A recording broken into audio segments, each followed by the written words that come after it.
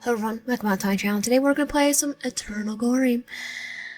We played this before, it's on itch.io. We played this a little bit before with the demo, and now it's officially released on Steam and itch. But we can only play up to chapter 8 of the game, but I have to see what goes on. So let's begin. Prologue.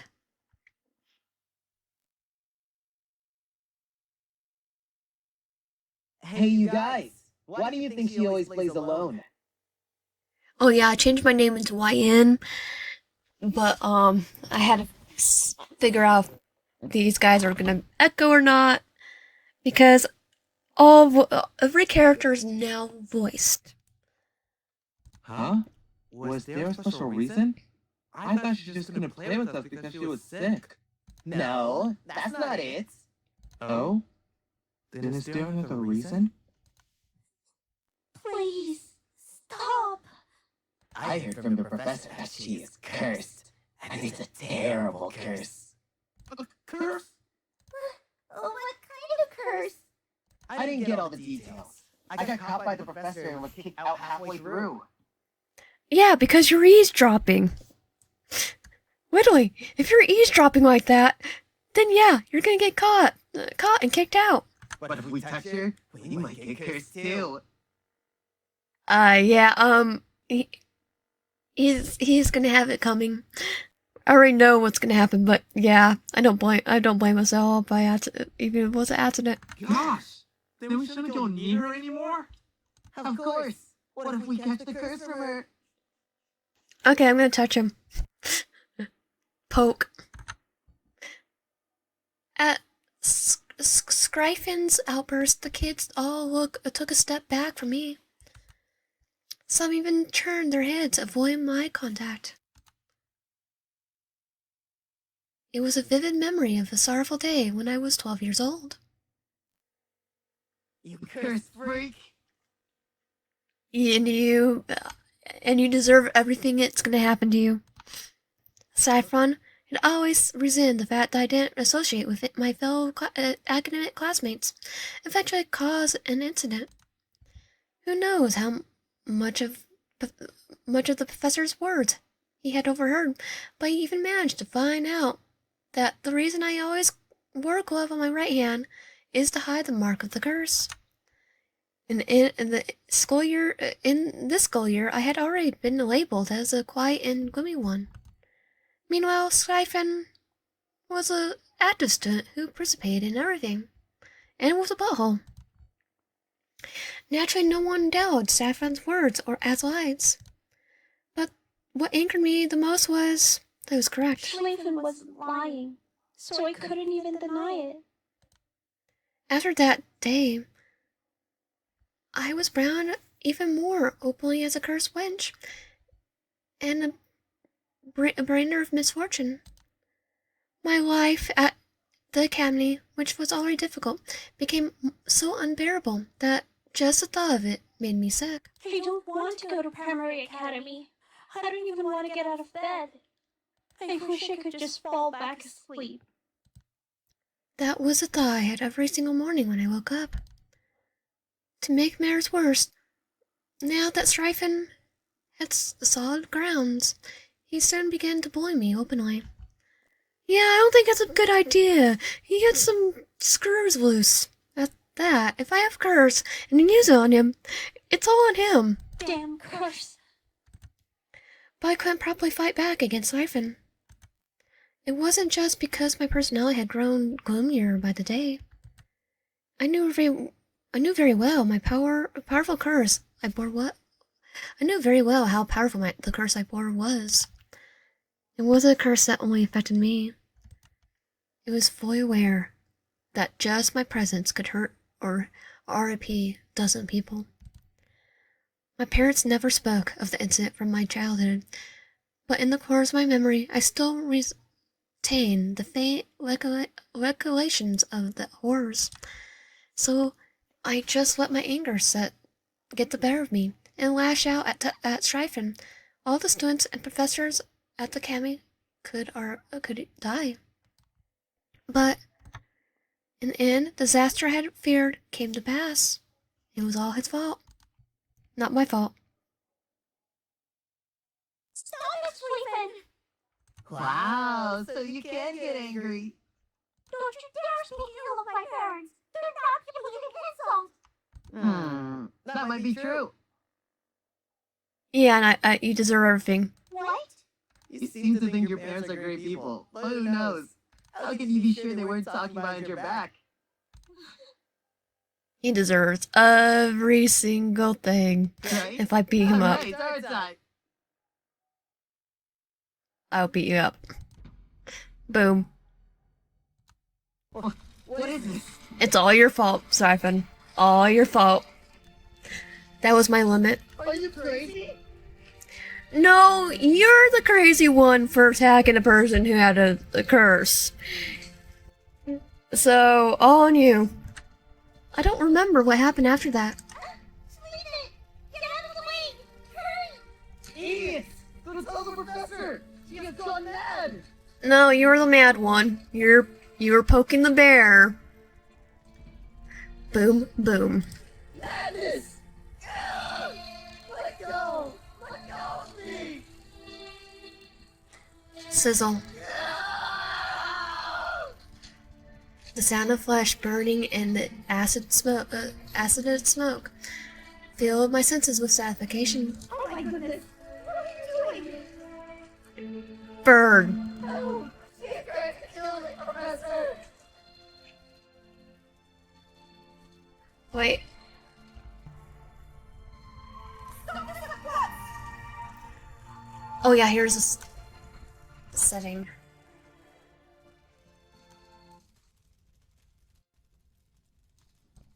Oh, I guess I could hear him a little bit more. No, close. No! Secret! Kill the professor! Stop this at once! Nope. Quain. Professor's urgent shout and her spell retain me were the last things I remember before the losing consciousness completely. I don't know how things end after that. I just lay in bed, shaking blankly at the ceiling. But while I did so, I think I heard my parents, who had held strong despite being called here and there, finally break down in tears.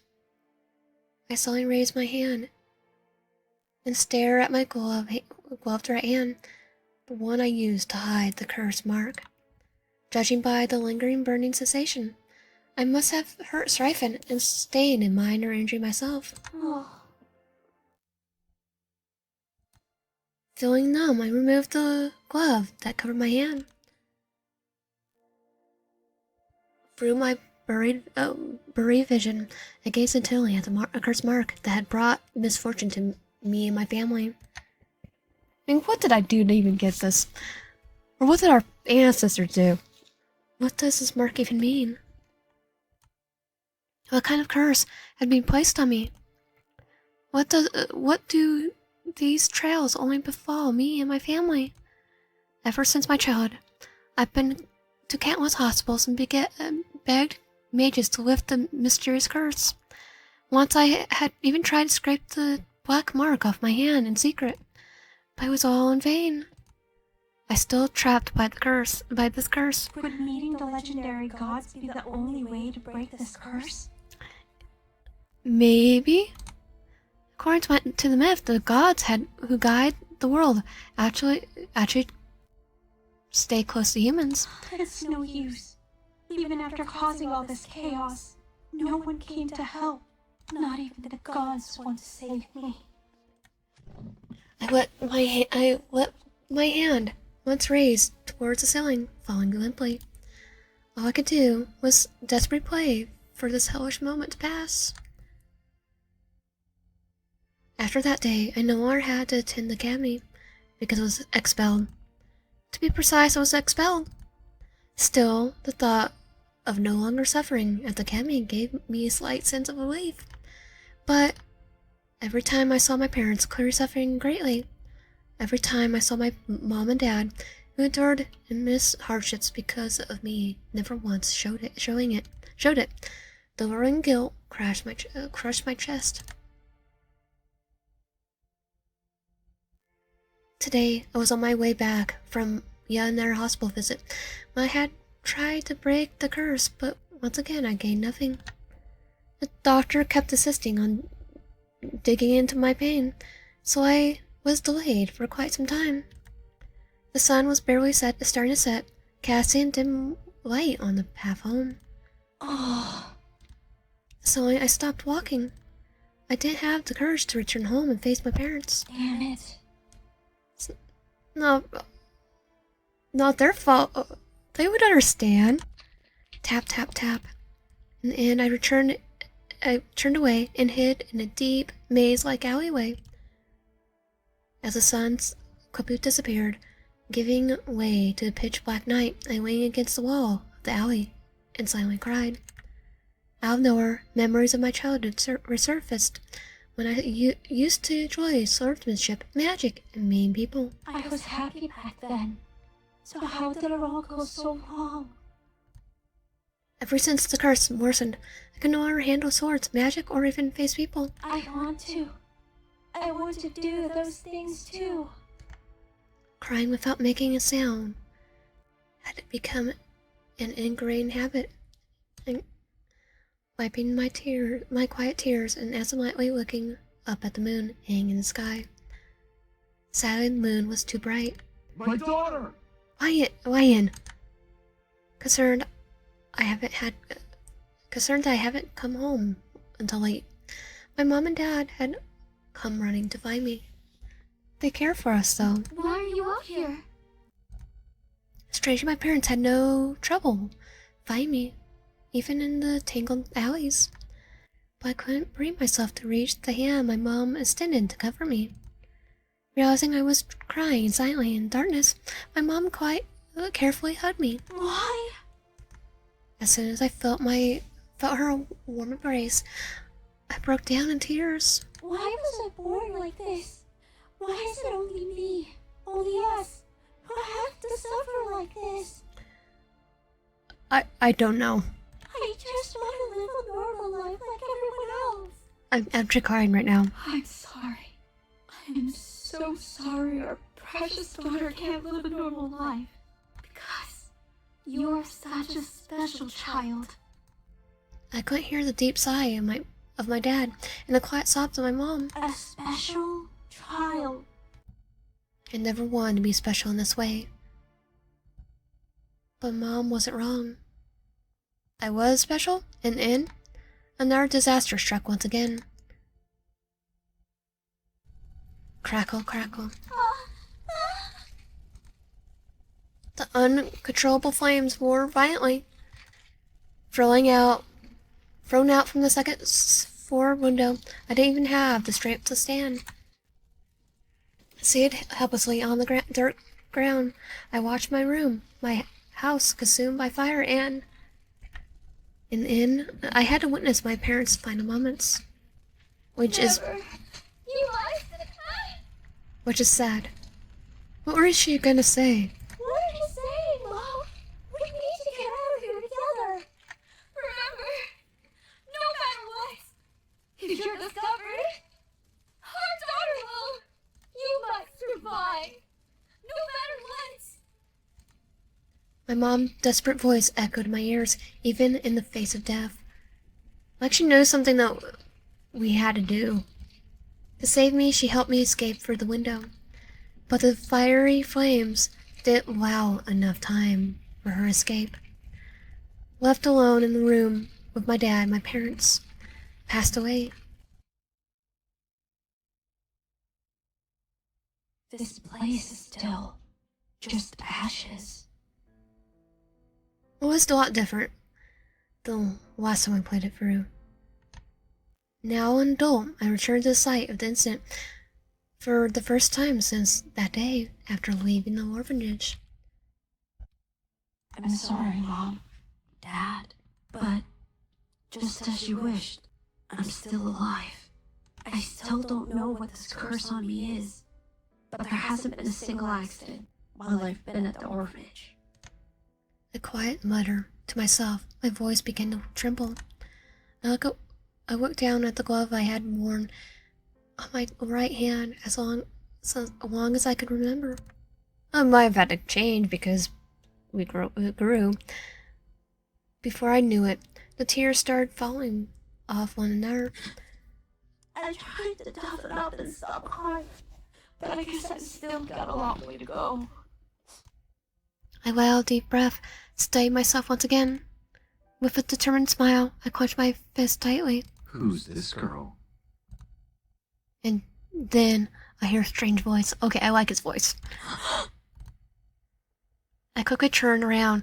I saw 3 men staring intently at me. When did these people appear? I didn't even notice their presence. Was there anyone else sent on this mission, Ismay? No, Uria.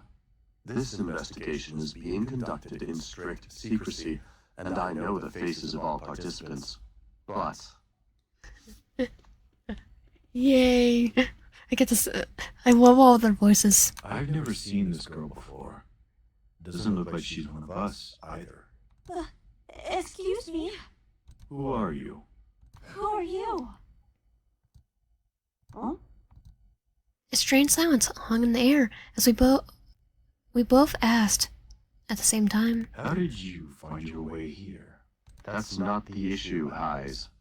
The strange thing is that she's alive after entering the ruins of this burned house. True. If she were an ordinary human, her body would have started decaying the moment she stepped in. But she seems perfectly fine. And you guys are doing the same thing. Maybe I'm just as strong as you. Fascinating. She must be a new type of human, unreported in any of the special cases. Excuse me? What exactly are you talking about? We're discussing how you're still alive. About what? This is the house, right? He immediately responds. His immediate response was absurd. But I held my ground and continued. What are you 3 doing here? Got some business with my old house? Did you say this was your house? Oh no, did I say something wrong? I could sense the atmosphere shift in an instant. If you lived here, then does that mean you were present during the fire? Are you a survivor of the fire? Yes. You could say that. Alright then. Let's take her in and figure out who she is. Run! Hold on, Eyes. Acting so hastily is impolite. It's already been pretty impolite.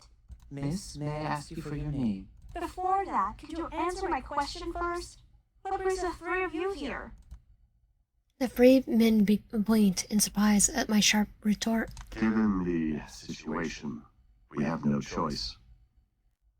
Though this is classified information, it seems you're somehow involved, so I will give you a brief explanation.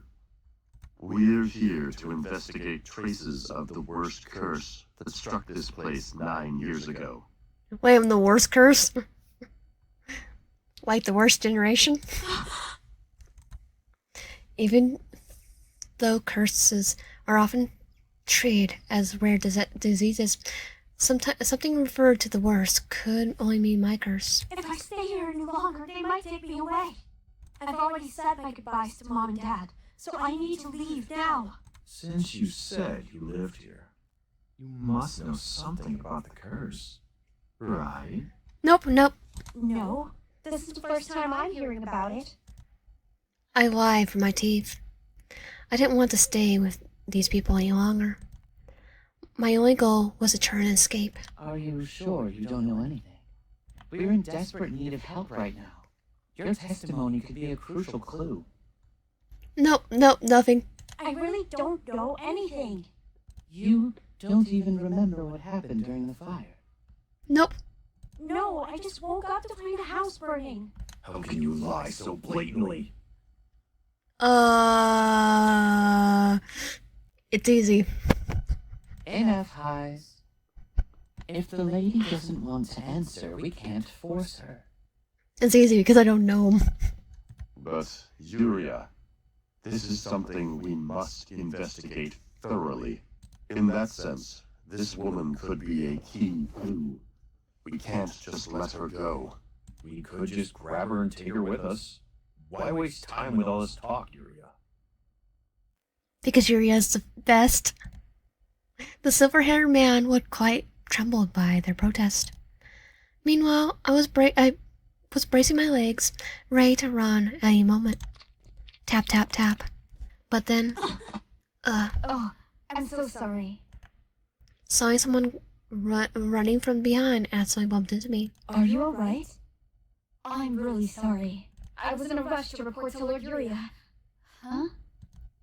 The person who was apologizing politely looked up and met my eyes. I've never seen you before. Did you just join us for this mission? Is that why you're with these three? No. Then how? I have no connection to any of this, so I'll be going now. Through the collision hurt, it gave me a perfect excuse to cut the conversation and leave. Not wasting the opportunity, I quickly bow my head and walk away without looking back. Uria, you idiot! How could you just let her go? It'll be fine, Eyes. Because reasons. What are you talking about? Didn't you notice? It wasn't by chance that Miss Laurel bumped into that woman. Thank you for understanding my signal so quickly, Laurel. It was nothing. I was simply doing my duty. Luckily, the tracking spell was attached without any issues. Wait, so you placed a tracking spell on her? You're as oblivious as ever, Eyes. Yeah, well, I've always been a bit slow. You're telling them, and they already know. By the way, who exactly was that person? By the way, We didn't know either, so that's why we asked Laurel to put a tracking spell on her. pardon? None of you know who she is? Looks like we've got another idiot here. No, it's just you. She wasn't here for the conversation. That's why we put a tracking spell on her. We're going to follow her and uncover the truth. You're making it sound like it was your idea. In any case, her situation can wait. Right now, we need to focus on the main reason we came here. Yes. Let's search the house quickly and return. We can't stay here for too long. Laurel, you can head back now. I've cast a protective spell on you, but being exposed to such a strong curse for long isn't good for anyone. Understood. I'll return first. But for some reason, that person seemed familiar to me. Yeah, we're gonna find out later because we're gonna do one for chapter 8 in this. You Why? think you've seen her before? It's been nearly 10 years, so I can't remember her face exactly. But I think she looked like a famous younger student from the academy I attended. The academy you graduated from was Primary Academy, right, Laurel? Great. Then we can ask one of the professors at Primary Academy. But that student was expelled. Expelled? Could a student even get expelled from Primary Academy? Easy, have a curse. If I remember correctly, there was a big incident. Several students were injured, one almost died, and the entire academy nearly burned down. Damn, I failed. A fire? That's quite a strange coincidence. After all, this house, filled with traces of a curse, also burned down, didn't it? Huh. We need to investigate this more thoroughly. I'll send a letter to Primary Academy right away. We should also look into the incident Miss Laurel mentioned. Yeah. Let's do this right. If we don't set a proper precedent this time, the very foundation of Akavine could start to shake. Is being sarcastic here? The way it sounds sounds kind of sarcastic. The name of the world we live in was a single time and space maintained by the power-free gods. Although it's said that the free gods who once led the land no longer show themselves, their traces remain intact. The divine ministry, which carries out the will of the gods and handles large-scale administrative task, the Reaper Corps guide by the souls of the dead, so they can't leave. They don't leave the place of the land. The Holy Knights, tasked by protecting the realm of the gods. All three organizations work closely with the gods, and entering one of them is as difficult as plucking a star from the sky. Many aspire to join, but not just anyone can. Each organization is meticulously managed, just like the strict personalities of the heads who guide them. I too, like a young child, once dreamed to join one of the divine organizations. However, as the power of the curse grew stronger, rendering me incapable of doing anything, it was a dream I had to give up. But if I could find a way to break the curse, I would never have to let go of that hope. Yet stories of the three gods walking through the land only appeared in myths. No one anywhere had ever witnessed them. Because of that, I had to give up on many things, whether it was the path of the light or the way to skip the curse. As I grew too old to stay in the orphanage, finding a way to make a living became my top priority. Primary Academy? Word suddenly arrived at the inn where I was staying. The seal of Primary Academy, stamped clearly, was truly unexpected. But what shocked me even more was the same name written on it. Isn't this the professor who was the most eager to get me expelled? The professor, who had no good feelings towards me, suddenly sent me a letter after 9 years, even going as far as to track down my location. Yeah, because they were told to. Though I didn't have good feelings about the professor, I thought something serious must have happened, so I hurried to Primary Academy. Yes, it's been a long time.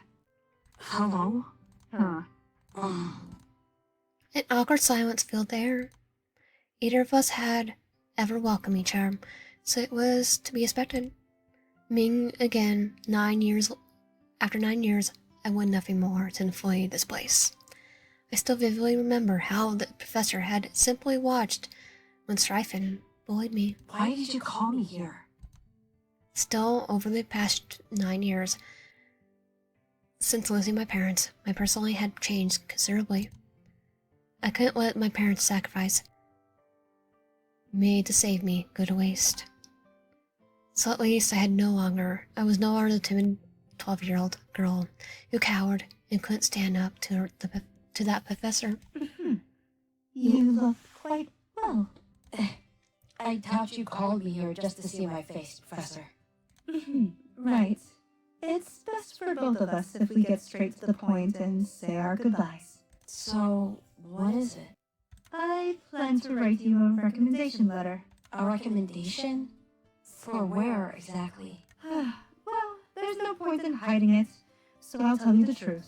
I was told to give you recommendations in the...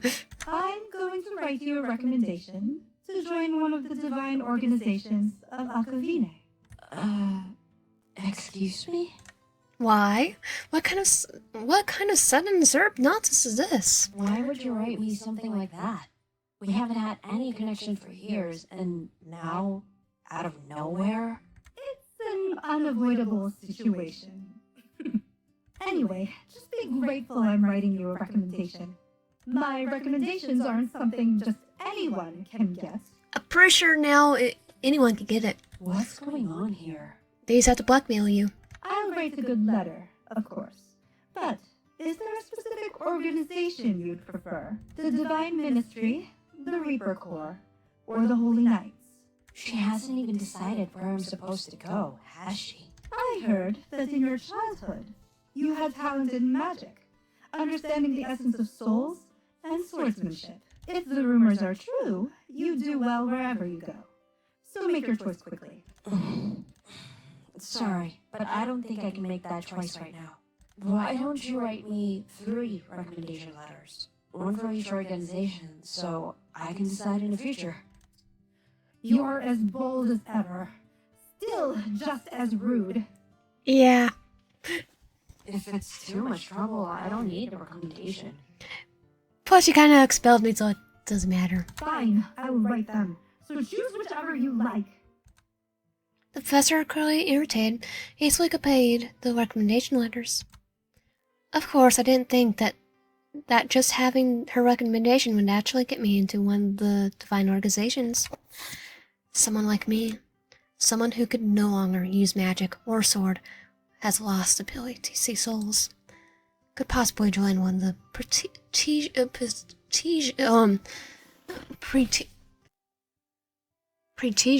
organizations. Take them. In the end, the professor wrote all 3 letters and handed them to me. She waved me off as she never wanted to see me again and urged me to leave the room. I, too, left the Permie Academy without looking back. Honestly, the recommendation letters were useless, so I planned to glance over them and then throw them in the trash. Dear... My brain farted on their names. Uria, Aizen, Asmi. Huh? Huh? For some reason, the 3 names didn't feel unfamiliar. Come to think of it, those 3 people I met at the old ruins, they called each other Uria, Heiz, and Ismay. No way! Those people were the heads of the divine organizations? So it made sense that they were so confident, rude, and intimidating. Of course, they had to have some powerful backing when them to behave like that. Wait, does that mean if I join the divine organizations, they'll be my superiors? This is my first impression of them was awful. So awful. I had absolute no desire to work with them. And considering that they were investigating my curse, I couldn't even be sure if my future would hold if things went wrong. Absolutely not. No way. I shook my head vigorously, trying to ease my thoughts of joining the divine organizations. As planned, I tossed the professor's recommendation letters into the trash and resolved never to look at them again. That night, another fire broke out until the cursed flames rose once again. How many times has it been? The number of times I've hurt so many people. A massive fire suddenly broke out of the inn where I was staying. My curse was just quiet recently. Had been quiet recently. Had spoiled unexpectedly. I wasn't even angry or terribly sad at this time. So why did this happen? I stared blankly at the flames that refused to be extinguished, no matter how much I tried to suppress them. In the end, the 3 recommendation letters were back in my hands. The curse is eating away at me. The worst curse. We're discussing how you're still alive. We're here to investigate traces of the worst curse that struck this place 9 years ago. Fascinating. She must be a new type of human, unreported in any of the special cases. The 3 heads of the divine organizations were investigating my curse. Though they didn't fully understand the nature of the curse, one thing was clear: my curse wasn't having any positive effect on them either. That's why they were determined to uncover the truth about it. More than anything, they have the power, the resources, and the information.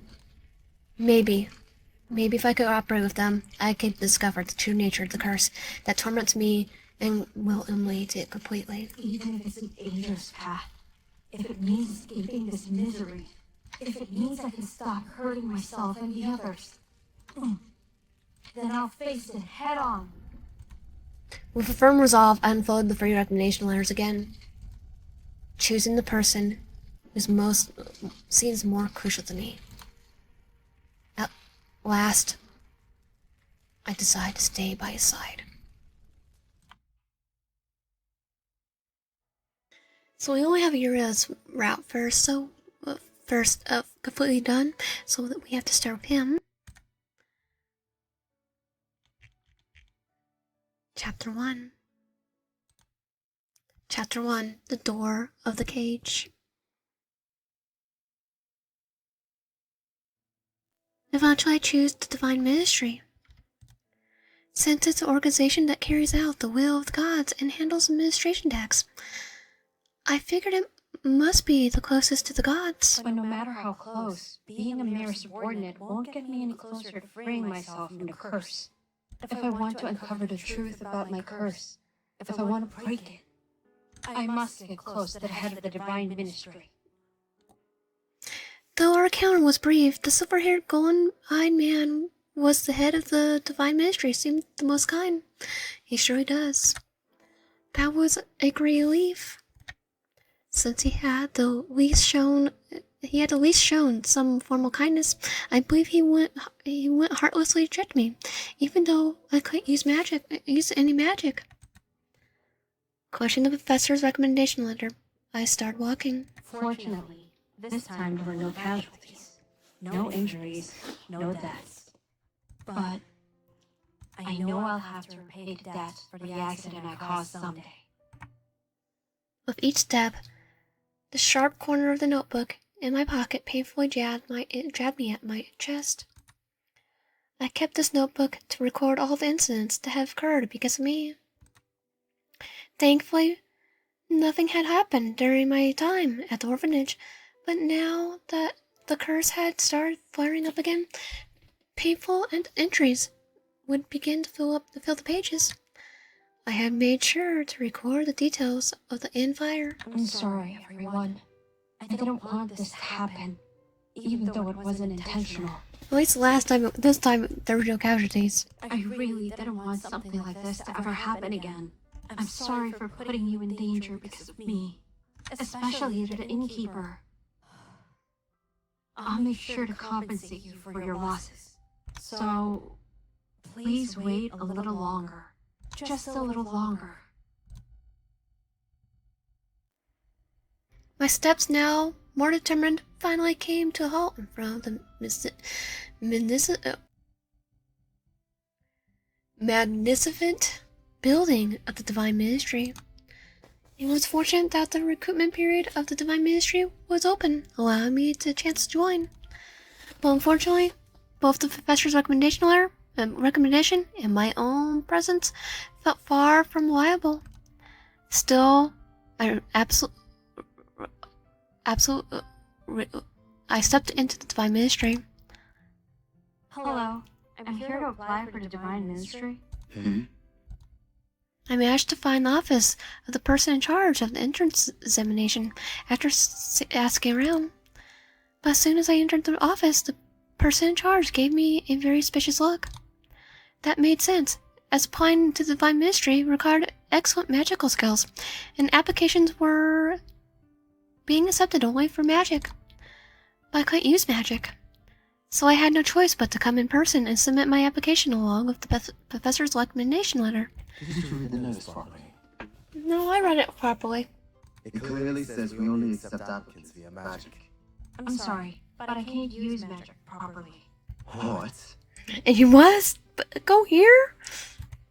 There was no way to completely hide the fact that I couldn't use magic. Even if I somehow submitted the application for trickery, it would eventually be revealed during the official test and assessments. So I decided to be honest about my situation and do my best to convince him. Even if the person in charge raised his voice and glared at me, this was something I had to endure. What do you think the Divine Ministry is? Do you think someone who can't even use magic can join the Divine Ministry? Yes, I'll be the example. Even though I can't use magic, I'm confident I can contribute to the Divine Ministry in other ways. I'll be the Rock Lee. I even have a recommendation letter from a professor at Primary Academy. What? A professor at Primary Academy gave someone like you a recommendation letter? Am I supposed to believe that? Yes, here it is. Shove it in his face. Do you think I'm a fool? There's an advanced magic that verifies the authenticity of documents. Why don't you use that magic to check the authenticity of the recommendation letter? Huh? It's like, yeah, you can authenticate it. He was visibly flustered after I brought up the details of advanced magic. That's understandable. It must have been surprising for someone like me, who can't use magic, to know such specific details about advanced magic.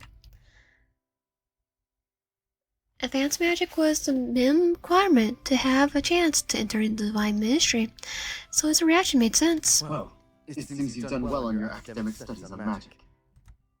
He barely managed to compose himself, and accepted the recommendation letter. Light spread from his hands as he cast a spell, wrapping around the recommendation letter. But it was clear that his casual casting that he thought I was lying.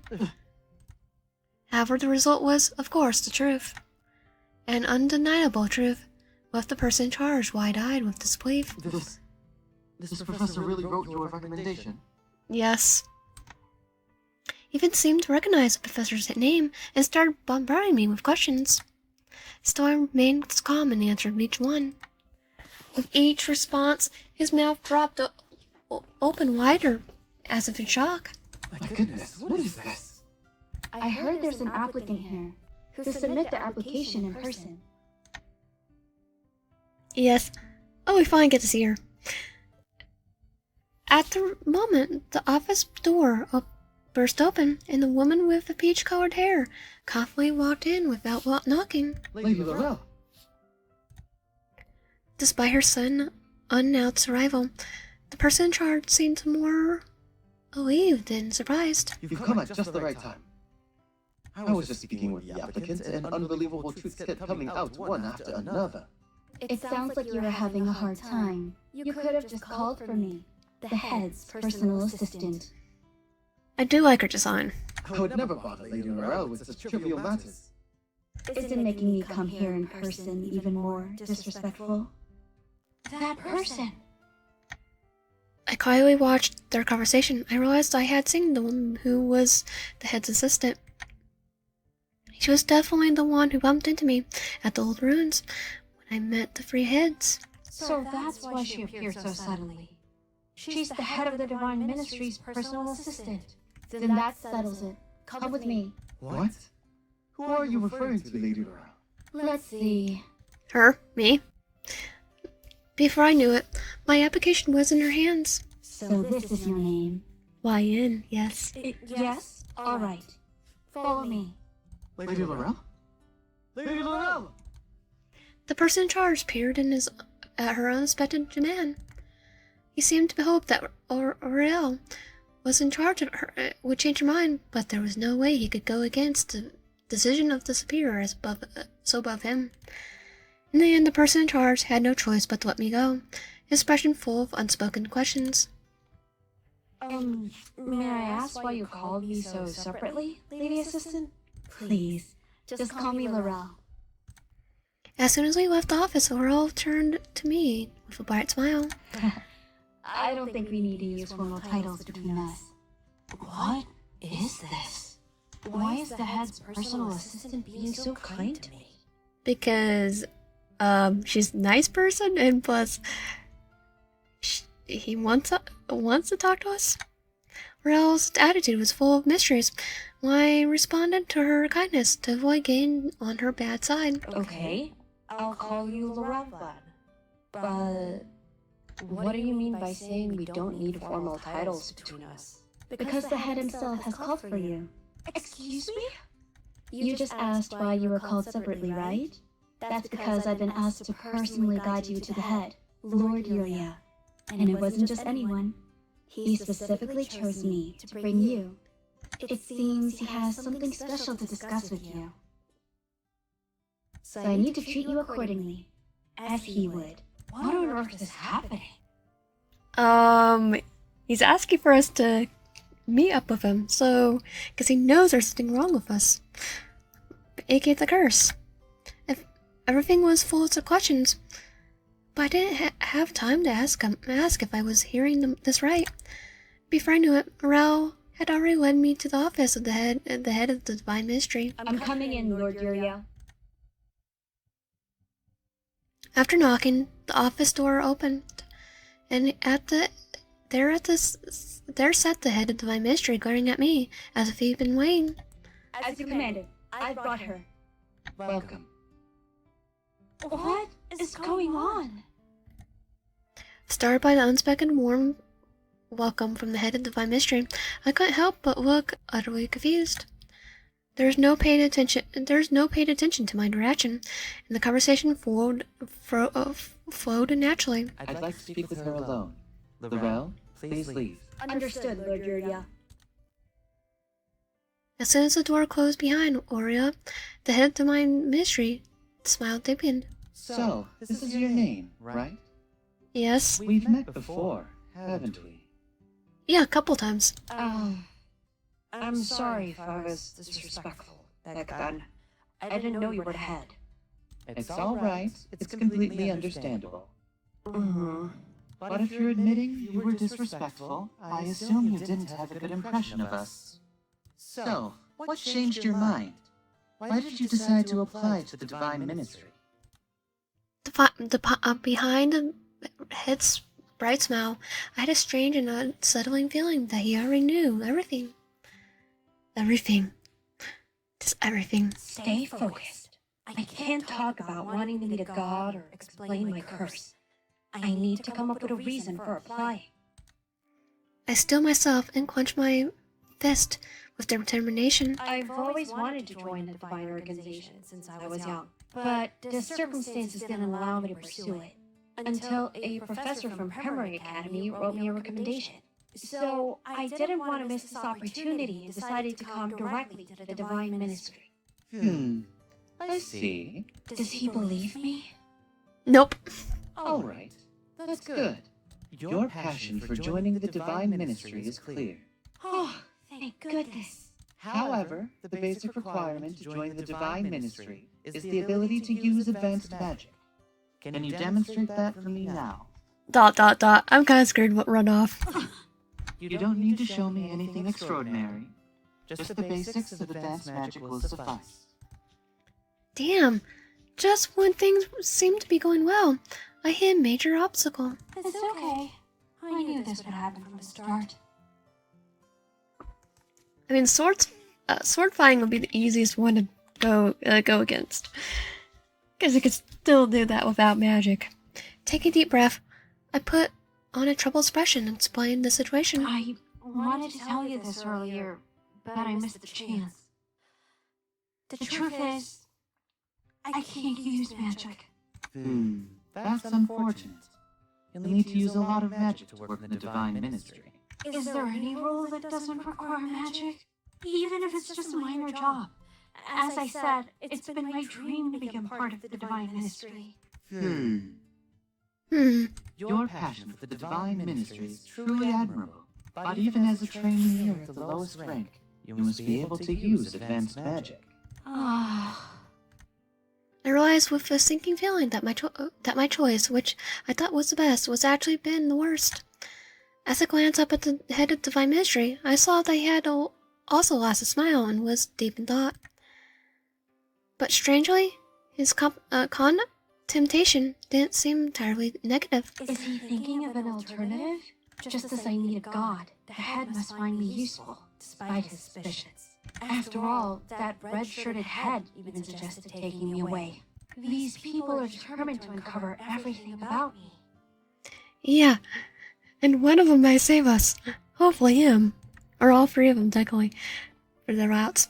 Just a glimmer of hope would begin to form my thoughts. He spoke again. But something does seem strange. After a long silence, the head of Divine Ministry finally spoke, breaking me out of my thoughts and putting me on edge. Humans in Akavine are generally born with at least some magical power, enough to use basic magic at the very least. Yeah, I'm someone called basically called Corkless. Of course, there are rare cases of people born with no magical power at all, but according to this recommendation letter from your professor at Primary Academy, you were quite skilled in magic when you were young. Yeah, the curse screwed up. So it seems you weren't without magic from the beginning, but lost the ability at some point. As expected of the head. His observation was finally accurate. So when did you stop being able to use magic? And this is truly an uncomfortable situation. To explain why I lost the ability to use magic, I would have to reveal the curse at its root. And there's no way I could discuss that in front of the head of divine organization who had a hostile attitude towards the curse. It's okay if you don't remember exactly. Could you give me a rough idea of the time? But if I withdraw my application to the Divine Ministry now, it will only make me seem more suspicious. In the end, I had no choice. There was only one way out. I had to lie, concealing the truth about the curse while pretending to stay calm. I think it was around my mid to late teens. Was there any major event during that time that changed your life? The house fire? I can't remember that part clearly. I see. It seems most of your childhood memories are vague, considering you couldn't recall anything about the house fire when we met last. All right. I have just one more question for you. What do you want to ask? Did you live in the house where the fire happened until your mid to late teens? Yes? You don't need to answer specifically. Just tell me if anything comes to mind. I think so. I think I stopped living in that house sometime around my mid to late teens. Once again, I lied, acting like nothing was wrong. Huh? For some reason, the head of the Divine Ministry smile grew wider. You're 21 years old, right? Yeah? Yes, that's correct. But you said you lived in that house until your mid to late teens. That house burned down 9 years ago. Even if we stretch the definition of mid to late teens, I'm pretty sure we can't count 12 years old in that range, can we? Totally can. Totally. Preteen. Damn, I didn't think of that. We're here to investigate traces of the worst curse that struck this place 9 years ago. You're not very good at lying. His voice laced with amusement sent a cold chill down my spine. I was on the brink of giving up, ready to make a final statement about canceling my application to the Divine Ministry. It's all right. I imagine someone like you has complex circumstances, so it's understandable if you lie. As I said, I won't ask you any more questions. Unlike the calm tone of the head, my face had turned as red as a beet. I deeply regret not mixing with half-truths and lies instead. But there's no point in crying over spilled milk. As I anxiously wait for the head's next words. Please just let me go. I'll stop with the questions here, but there's one more thing I want to check. What? Now, take my hand. Suddenly the head of the Divine Ministry extends both hands towards me. Not sure of his intentions, I hesitate. But since I had already resolved to escape, I figured I could go along with it for now. Just as I was about to cautiously extend my hands, he spoke again. No. Take off both gloves first. However, his next request was something I couldn't comply with. Removing my gloves would reveal the cursed mark on the back of my hand. I'm sorry, but I can't. I quickly withdraw my hands and hide them behind my back. And I'm going to give up on joining the Divine Ministry. It seems I'm not qualified to be part of it. I'm sorry, but that's also a problem for me. Yeah, because I'm gonna keep you. What? I've already decided that you'll be my apprentice assistant. Excuse me? I'll be the assistant to her.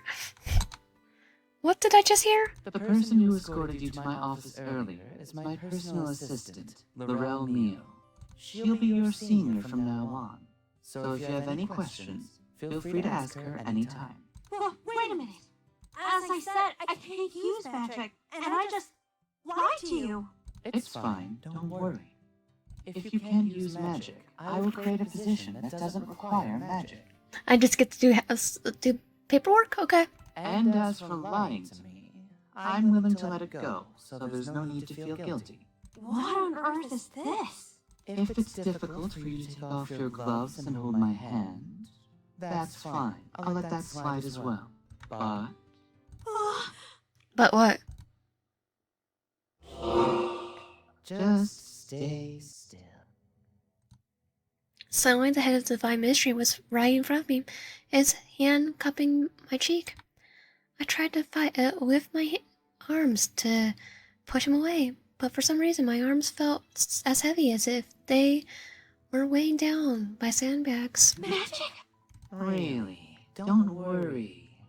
I'm not doing anything bad. I just want to check whether you can use magic again or not. So... Ask him if he's serious. Actually, I could probably just go. Ask him if he's serious. You're really just checking my magic, right? Hopefully. Yes, I am. Trust me.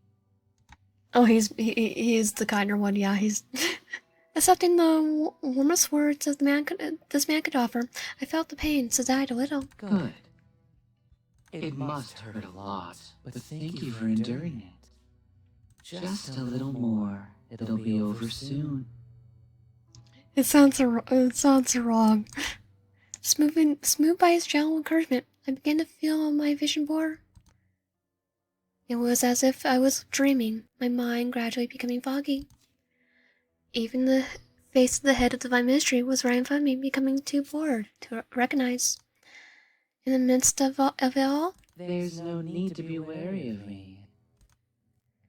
one of the voices of the head of the divine ministry remained clear in my ears. And then, it happened. This is dangerous. Soon I instinctively realized, if I didn't stay on guard, if I didn't push him away right now, I'll be consumed by the dizziness, swept away by it. I have to. You must get out. Suddenly, a piercing ring filled my ears, snapping me back to my senses. Regained control of my body and immediately pushed the head of my mystery away. Ah. As my vision cleared, the head of my mystery came into focus, looking very serious. But he allowed himself to be pushed back, and I managed to regain my freedom, taking in deep breaths repeatedly. Just as I gathered my senses and was about to glare at him, completely forgetting the differences in rank. I'm sorry. Out of nowhere, the head of the divine mystery apologized to me first. Like, he realized he was doing something wrong? This is an extremely high-level magic. One of the most difficult ones. So you probably wouldn't know about it. It's a spell that checks the magic levels of someone. But during the process, the recipient feels a lot of pain. Maybe you want to tell us about it first. That's why, when using this spell, it's common to also use magic to restrain the person. I'm really sorry. Did it hurt a lot? It was fine. I couldn't bring myself to say that it would have been better if he had explained it to me beforehand. I mean, it would. Even if he had explained it, I would have definitely refused. So the head probably had no choice either. He already had his significant doubts about me, after all. But understanding him didn't ease the undaring discovery I felt. But why did you feel the need to check my magic levels? Even if I create a non-magical position for you, there may come a time where you'll inevitably have to use magic. Just use the curse. I wanted to see if you might be able to use magic again, just in case. And what's the outcome? And what were the results? Without a doubt, you're top tier. Your latent magic is abundant, even overflowing. But it's truly unfortunate that, despite that, you can't use magic. As he lowered his gaze with a sorrowful expression, I really wanted to leave. However, perhaps due to the aftereffects of the magic, I stumbled when I tried to move. As a result, the notebook I had carefully kept in my arms fell to the ground, flipping open. The head of the divine mystery picked it up and handed it back to me. He seemed genuinely remorseful, and unlike before, he didn't glance at its contents without warning. Thanks to that, I received the notebook without revealing its contents, but the first sentence of the page reads, "The entire third floor of the inn was consumed by flames." I suddenly felt completely awake. Yes. The reason I'm here is to prevent my curse from hurting others, not just me. The reason I want to join the Divine Ministry is to find a way to lift my curse by meeting the God. I've made up my mind about that. So, I can't waver now. I bit my lower lip and lifted my head with a stronger, more determined expression. Are you alright? Yes, I'm fine. And I've also decided to accept your generous offer. Oh. It's true that joining a divine organization has been my dream since I was young, but I do have one request. What is it? Since I've caused you some discomfort, if it's within my power, I'll grant it. Oh, me a god. I want to know how I can meet the gods of Akavine. The gods of Akavine? For someone like me, an ordinary person, we know nothing about the gods. But since you lead the divine ministry, I believe you must know more about the gods of Akavine. Of course, I'm not asking for this without offering something in return. If I succeed in meeting the gods, I promise to help you uncover the truth about the curse and the events of 9 years ago. He closed his eyes and fell into sleep, deep thought for a long time. After a stand silence, Alright, I'll consider how I can help you with what you want. at least I had to succeed in gaining a cooperation to the head of Divine Ministry. Afterwards, following Uria's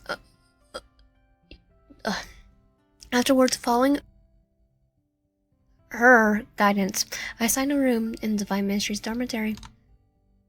Though unfamiliar, the comfortable environment helped me relax, and drowsiness quickly overtook me as tension faded.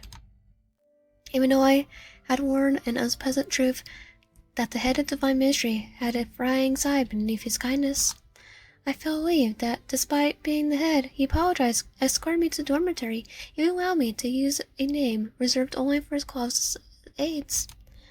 Thankfully, it didn't seem like life in the Divine Ministry would be as difficult as I had feared. And although he was surrounded by mystery, the head, now called Uria, didn't seem like such a bad person after all. And I let out a deep sigh of relief. I fell into a deep sleep. Unfortunately, the situation is more serious than I thought. I heard you even created a new position just to accept that woman. Uria, what on earth? She is definitely connected to us somehow. Wait, we had the same power as them? You don't mean... Does she affect the balance of Akavine? Yes, so we must be even more careful for now. And make sure Highs doesn't find out. Understood. We'll keep it from Highs until we know for sure. Why is my body burning up like this? Something was wrong. I'd been sound asleep, but suddenly a fever spread through my entire body like a wildfire. The problem was, I knew all too well what was causing it. Why is the curse acting up again? Wasn't it enough to burn down the inn? To get expelled from the academy? To lose my parents? Why does it keep trying to take everything precious from me? Even though the sensation was familiar, I had never experienced heat this intense. Even the day I lost my parents would have been this painful. It feels like the curse is about to explode. I tried desperately to grip the bedsheets, but my body wouldn't move. Not even when Uria sedated me with magic did I feel this overwhelming happiness. Suddenly, someone was knocking on my door. Oh no, I can't speak. I wanted to shout for help, to call them inside, but my severely swollen vocal cords refused to work. Pardon? Maybe the only one who could help me right now was standing just right outside my door. But no matter how hard I tried, my body wouldn't budge. Yes. Chapter 2, His Realm. Hmm. I know these are the first 3 routes chapters we already did, but because they're voiced, I kinda want to hear their voices. I'm coming in. Though entering the room without Aeor's permission is quite rude, at this moment I could only welcome his decision. I still don't want to butcher his name by my mispronunciation. He's here. Half conscious, I weakly gaze at him as he came into view. I was completely drained without even the strength to move a finger. You look in very bad shape. Yeah, thank you. I do. This curse is kind of a bad thing. Oh wait, he doesn't know about the curse. Oh, technically he does.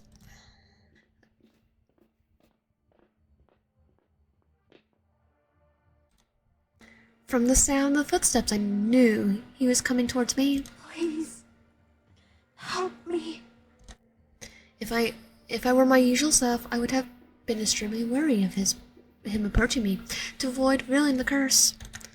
But now, as I was on the verge of death, I knew, as I was about to hurt some innocent people. Help me. Finally, after summoning every last bit of strength, a faint voice slipped from my lips. Even he, who had been trying to assess the situation, couldn't just stand by any longer. It immediately rushed towards me. And at the same time, my flickering vision turned completely black. And he saved our lives. It feels cool. When did it start? When did my body, which had been burning as if drenched in oil, begin to cool and calm? What's happening?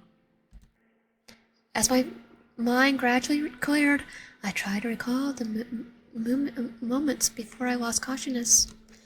Yet despite my growing clarity, nothing came to mind. Following giving up on remembering what had just happened, I forced my heavy eyelids open. After several attempts, my trembling eyes began to open. Although I couldn't see clearly yet, I could at least make out a figure in front of me. Him. Is that Lord Uria? Yep. The silver-haired, golden-eyed man looked down at me, half cradling me, placing his hand on my forehead.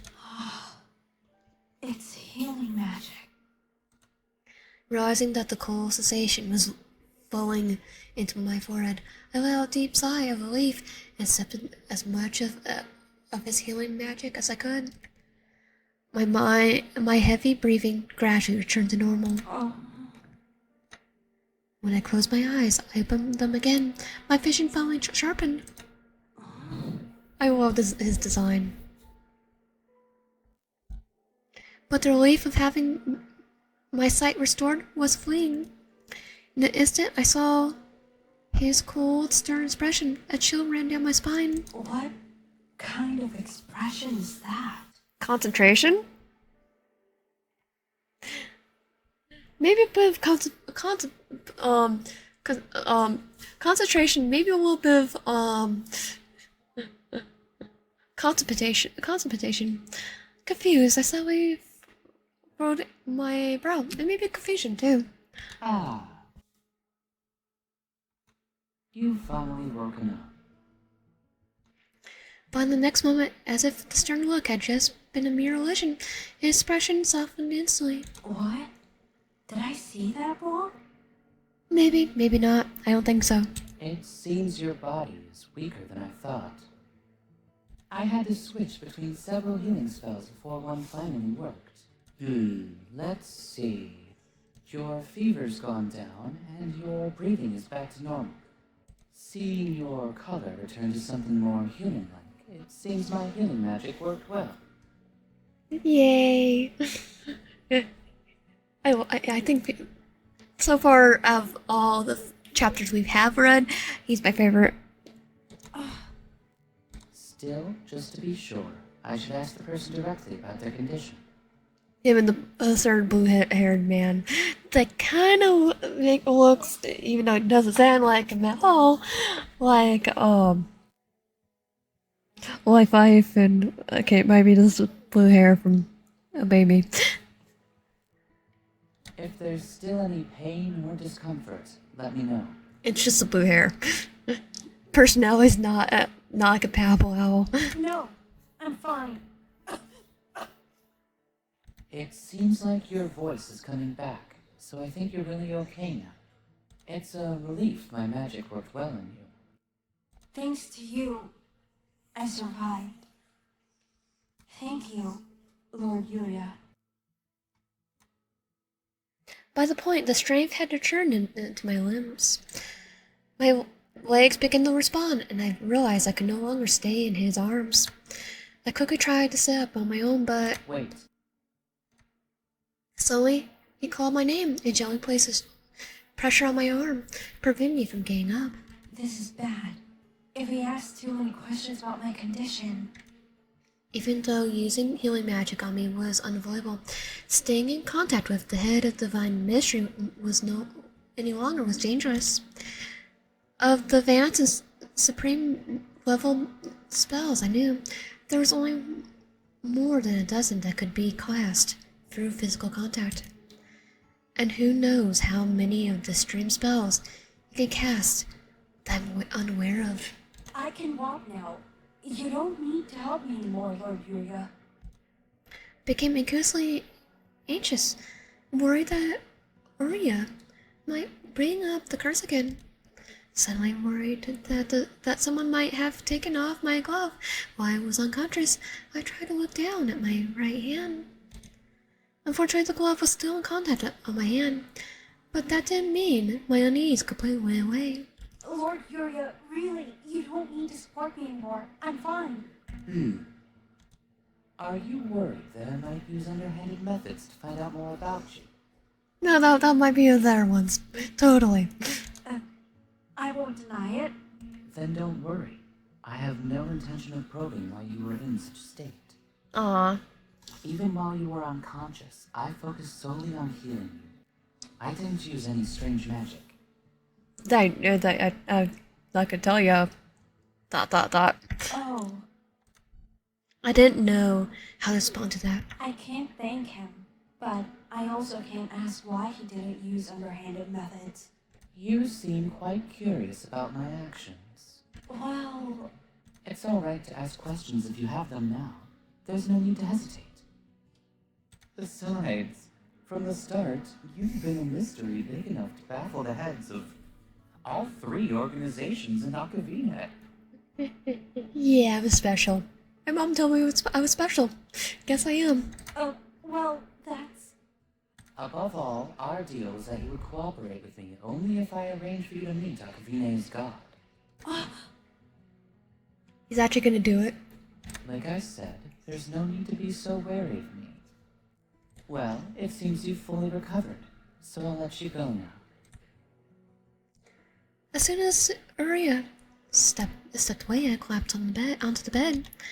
Though confused by everything, I knew I had to bring the situation to proper close. I don't know why you came to check on me, but thanks to you, I made it through this crisis. I'm truly grateful for that. It was fortunate I came at the right time. Just wander around the halls. Since it's your first time staying in the Divine Ministry dormitory, I stopped by to see if you had any discomfort. It seems I arrived just in time to help. Yeah, and save everyone else's life. And now it's time for me to take my leave. I hope you have a peaceful night. With a slight wave and a gentle smile, Uria left the room. After he left, I let out a long sigh of relief and crawled under the blankets. Having nearly survived a dangerous ordeal, the tension quickly drained my body, and the sleepiness overcame me. Hoping to get through the night safely, as Uria had encouraged, I soon drifted off into a deep sleep. Do you even realize how badly my son got hurt because of your daughter? Your son deserved it.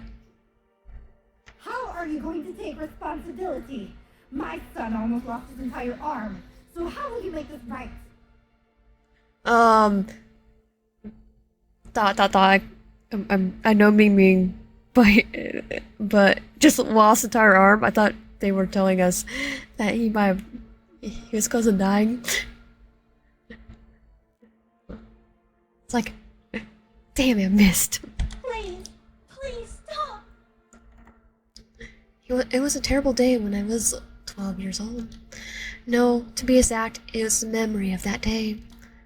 The evening of that day, I lost my parents. In this case, she is clearly at fault. Oh, and that's the same professor that wrote the recommendation of weather. Also, it was a situation where the entire Primary Academy could have gone up in flames. So it's beyond something I can handle on my own. Okay. Maybe there should be a warning of do not poke the bear. So, as her parents, you'll need to take on a significant amount of responsibility. Responsibility? Before talking about responsibility, you should make sure your daughter gives my son a proper apology. Okay, does he actually want to get Lisa's arm? Because he poked the bear. Or, he got in the kitchen, not expecting to, he poked the bear. What was it, not expecting to have flames, and I mean, to use my curse by accident. It's all in him. I'm gonna say it. The professor who had turned a blind eye to Saffron's constant bullying suddenly came to my house with his parents. Go to your room. But it's okay. Your dad and I will handle this. Just wait in your room, and we'll bring you good news soon. My mom patted my head and gently pushed me into my room on the second floor. And shortly after, the professor from the academy and Stryfon's parents arrived. That's when I realized exactly why I had to stay in my room. As soon as the door burst open, I heard the shouting and angry voices. I pressed my pillow tightly over my ears. Where is your daughter? Where is he who did this to my son? I think I know where he got it from. They're not very bright. But it wasn't enough to complete block on the fierce yells of Stryfon's parents, who were livid. Please, please. My hands clutched the pillow, were trembling. With my face buried in the bed, I began to cry, wishing for those three people to leave our house. But in the end, Not only did I suffer from a high fever last night, but I also had a terrible nightmare. yeah, I'm a little bit dark side for her. Because Siphon had it all coming. You don't poke the bear. As morning came, still feeling half asleep, I managed to get dressed for work at the Divine Ministry. Are you inside? Yes. Laurel? As soon as I heard Laurel's voice from outside, I quickly opened the door. With a jealous smile, she'd been waiting for me. Laurel quickly got to the point. Lord Uria has summoned you. What? Lord Uria called for me? Why? We'll probably talk about last night. I didn't hear the details, so you'll have to ask him directly. Still feeling quite confused, I followed Uria to his office because early in the morning. Hear it perfect London. Brain fart. Standing before me, directly superior in the head, I cautiously asked a question that had been bothering me. You could have summoned me through Laurel, as you did today. Why did you personally come to see me last night? Oh yeah, because he can't walk alone. Laurel needs to rest at night. But still, I didn't expect the head of the Divine Ministry to personally come see someone as low-ranking as me. Well, also, when does he sleep? Is my question. It seems you need a more convincing explanation. Alright, I suppose I can explain it further. As you'll come to learn while working here, I am not only the head of the Divine Ministry, but also the Day Warden of Akavine. So when does he actually sleep, though? Because of that, I can't leave my post during the day, so I usually handle official duties or summon people through my aides. If it's personal, I move at night. So you're saying that, as the Day Warden, you have more freedom at night? That's right. The Night Warden is someone else, and Yeah, I think there's someone else as a certain Reaper corpse. I'm a being who doesn't harmonize well with the night, so the night doesn't welcome me. That's why I can personally visit you at night, unlike during the day. Oh. Also, I couldn't fully understand everything Uria was saying. Especially the part where not harmonizing with the night and the night not welcoming him. It was difficult to even guess what he meant. Does that explanation suffice? Yeah, kinda. Not really. At least I couldn't understand that Uria had more freedom at night, so I quietly nodded. I figured there was no point in asking for her, so I couldn't understand the answers anyway. Excuse me, Lord Uria. Oddly enough, it wasn't me who seemed the most confused by the new information, but Uria, or she, who had been quietly listening to next to me. May I ask about what you just discussed with her?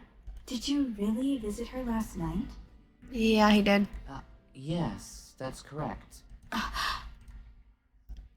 Her expression paled as Uria straightforward answered. However, being the professional she was, she quickly composed herself and carefully addressed the situation from last night. If you moved personally, it must have been a significant issue. And it seems like it involved her. Yeah. No. But if there was a problem, and the Divine Ministry's protective magic didn't activate, that's a very serious matter. No, I just wanted to just... Could you let me know what happened to her, Lord Uria? Laurel? If it's difficult to share with me, perhaps we should call the head of the Reaper Corps. No. If your protective magic failed to detect an issue in advance, it suggests some instability in the magic. Though it's uncomfortable, the head of the Reaper Corps is best suited to... Yeah, no. Laurel Neo. Uria's sharp interruption, along with his cold expression, was enough to make my heart race in fear. I know how much you care for me and the Divine Ministry, Laurel. But don't overstep your bounds. No matter what happens, the Divine Ministry of Akavine is entirely under my realm. It wouldn't do for anyone, uninvited and unauthorized, to trespass into my realm, would it? And yeah, he doesn't really like him. I sincerely apologize, Lord Uria. It's just that this is such an unprecedented event. I acted without thinking.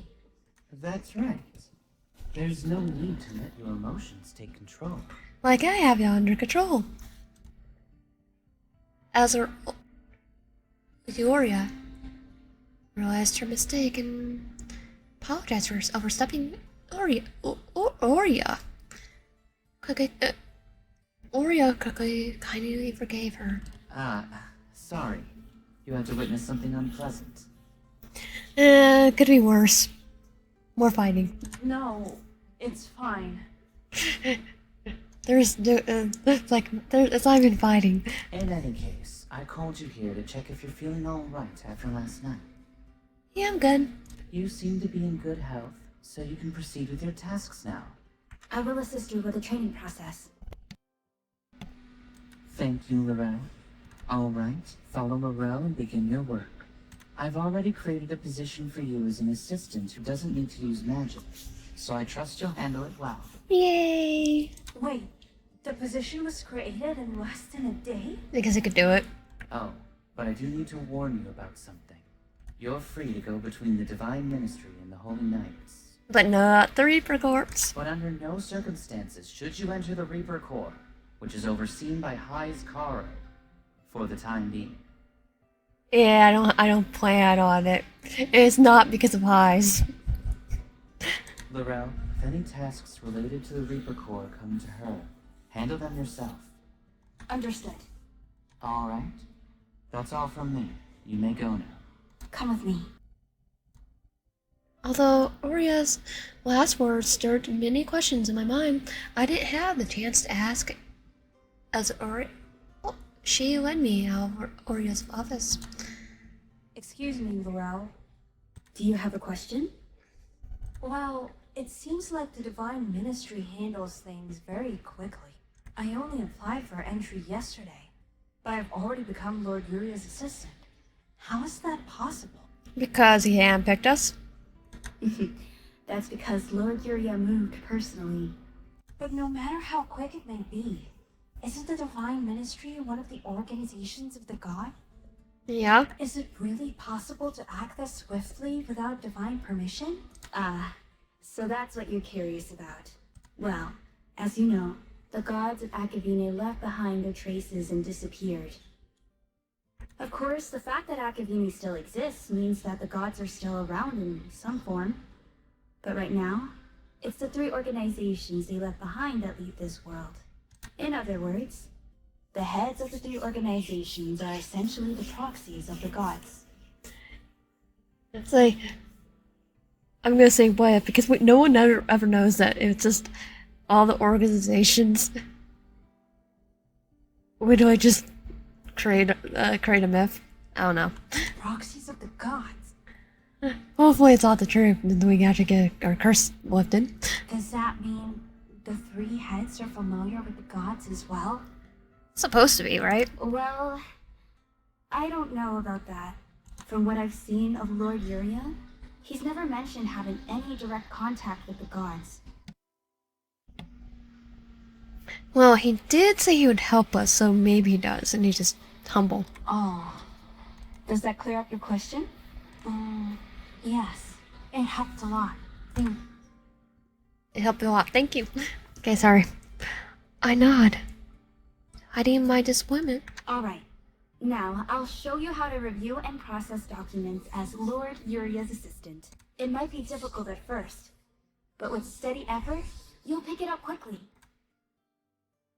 After that, I spent the entire day learning the ways of divine ministry from Uria. Her. Quickly, I kept up my studies well at the orphanage, so I was able to pick up the work relatively easily. She seemed quite surprised on how quick I adapted, especially when she saw how intensive my knowledge of magic was. Have you studied the academic side of magic extensively? Lord Uria mentioned that due to certain reasons, you're currently unable to use magic. Yeah, it's about that. Oh, she's gonna know. Actually, yeah, she knows. But even so, your knowledge is truly vast, reaching a level that only graduates from top academies would typically possess. It's not easy to gain such an extensive understanding on your own. Well, I've been interested in magic since I was young, so I suppose that's why. Come to think of it, the recommendation letter from the professor at Primary Academy did mention that you used to handle magic very skillfully as a child. She was so excited that she continued talking without giving me a chance to respond. Oh, you don't need to worry. Only Uria and I know that you didn't start off unable to use magic, but ended up that way for some reason. The admissions officer didn't even bother to properly look at your application or recommendation letter. Should I be grateful or upset about that? Grateful that they did? Oh, there's one more thing I want to ask. Since you received a recommendation from one of the foremost authorities in magic, are you also an alumnus of Primary Academy like me? I was there, but I got expelled. I had half listened to her praise, but the next moment I froze completely. As I looked straight at her, I realized something important. She wasn't just making small talk, she was gauging me. She seemingly friendly smile was hid something. I had a distant feeling that she already suspected who I was. And she knows because then they know I have a curse. If Laurella's from Primary Academy, then she's likely heard about the incident between me and Schlieffen. Lying won't work here. I don't want to go through the same situation as I did with Lord Uria when my lie was exposed. Laying out a heavy sigh inwardly, I resolved to speak the truth. Yes, I did attend Primary Academy for a while. For a while? Does that mean there's more to the story? Expulsion? I was involved, but I didn't graduate. I see. Under that sharp gaze, her smile became even more unsettling. Did you leave by choice, or was there some unfortunate incident? Oh, yeah, she knows. Abort mission, run for the hills. And at that moment, I was certain. She knew exactly who I was and had no intention of hiding it. Yes, there was a very unfortunate incident. I was expelled. Expelled, huh? If we're talking about a student around your age being expelled, there's only one student that comes to mind. A girl who had a falling out with Schlieffen Silenos and ended up starting a fire at the academy. Yeah, he deserved it though. Everyone remembers it as an unexpected incident now, but at the time, I was deeply interested in that event. So you were that girl. No wonder your face seemed familiar when I first saw you. I suppose that means your relationship with Schlieffen Silenos isn't exactly amicable. Nope. What would give you the idea? What would give you the idea that it was amicable? That could be dangerous. What do you mean by dangerous? Schlieffen Silenos is currently active in the Reaper Corps. Yeah, I don't think we even in the first 3 chapters we never even met him in his route. Hopefully we do, just to see his panic. It would be like Loki meeting the Hulk again. It's kind of level panic. It's fortunate that Lord Uria has forbidden you from working on any tasks related to the Reaper Corps. But still, be careful.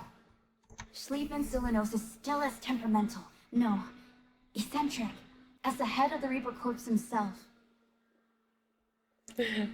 Oh no, I'll give him a more typical. Does he want to lose his actual arm, like his arm again?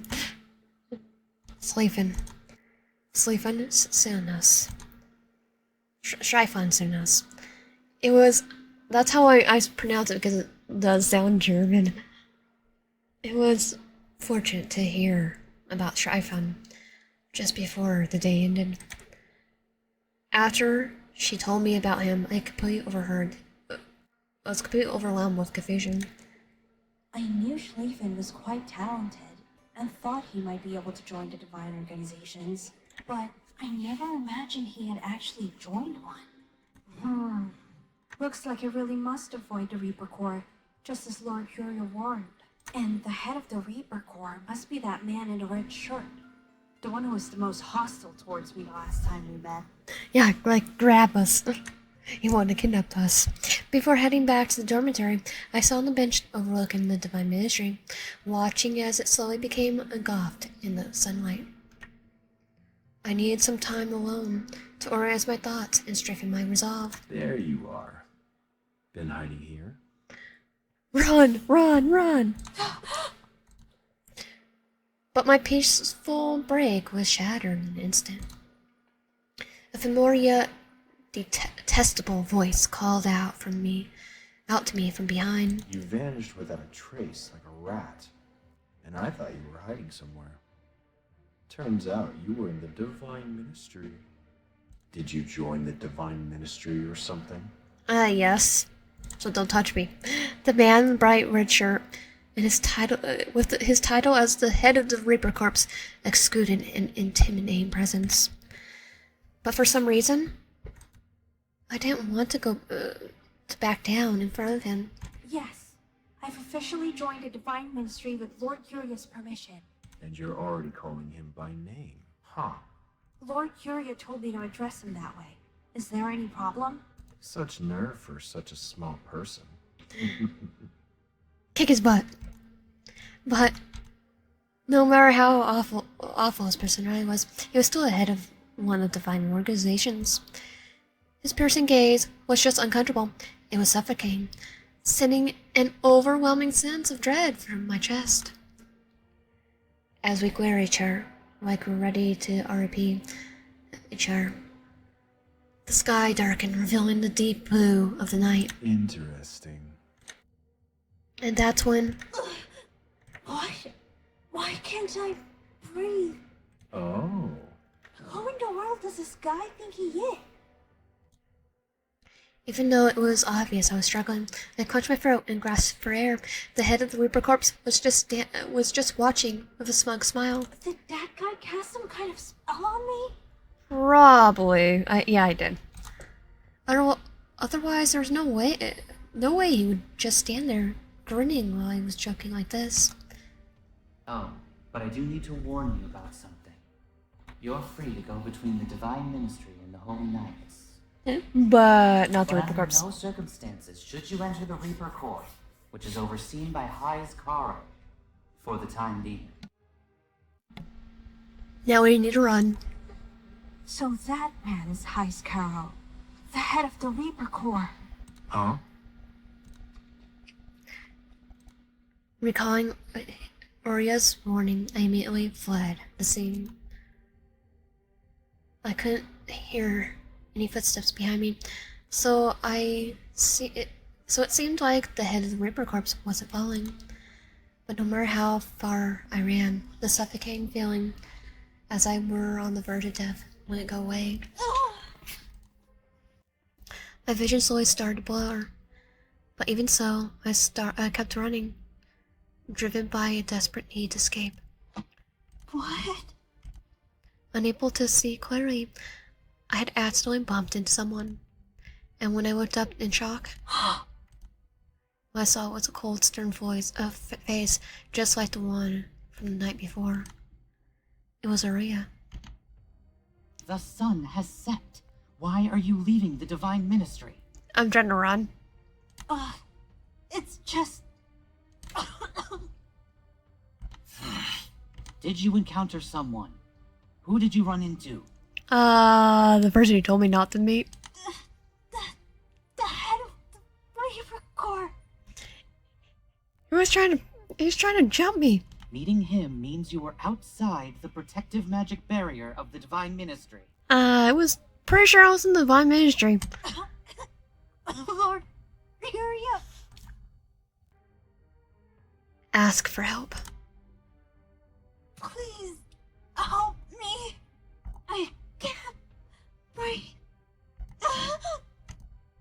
As soon as I begged for help, Uria pulled me into his arms. Leaning on him to barely keep my balance, I slowly took in the magic he was channeling into me. This spell should ease your pain enough until I can fix the problem. You're in a lot of pain, but you did well to stay composed and ask for my help.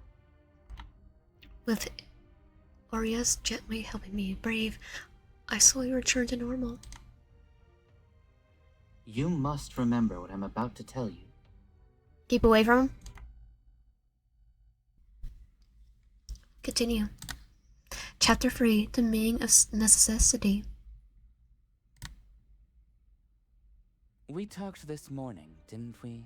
I am the head of the Divine Ministry and the Day Warden. Yes, I remember. Then, do you also remember what I said after that? That there's a Night Warden, and I'm pretty sure the Night Warden is, Hai's. I think you said that the Night Warden is someone else, and you are inherently incompatible with the Night. Good. You remember well. That's a good one. However, encountering the Night Warden at this time is not good news. And the Night Warden is definitely him? Huh? I encountered the Night Warden? That means Could it be that the head of the Reaper Corps is the Night Warden? bingo. Yes, just as the day is entirely my realm, the night belongs entirely to High's Caro.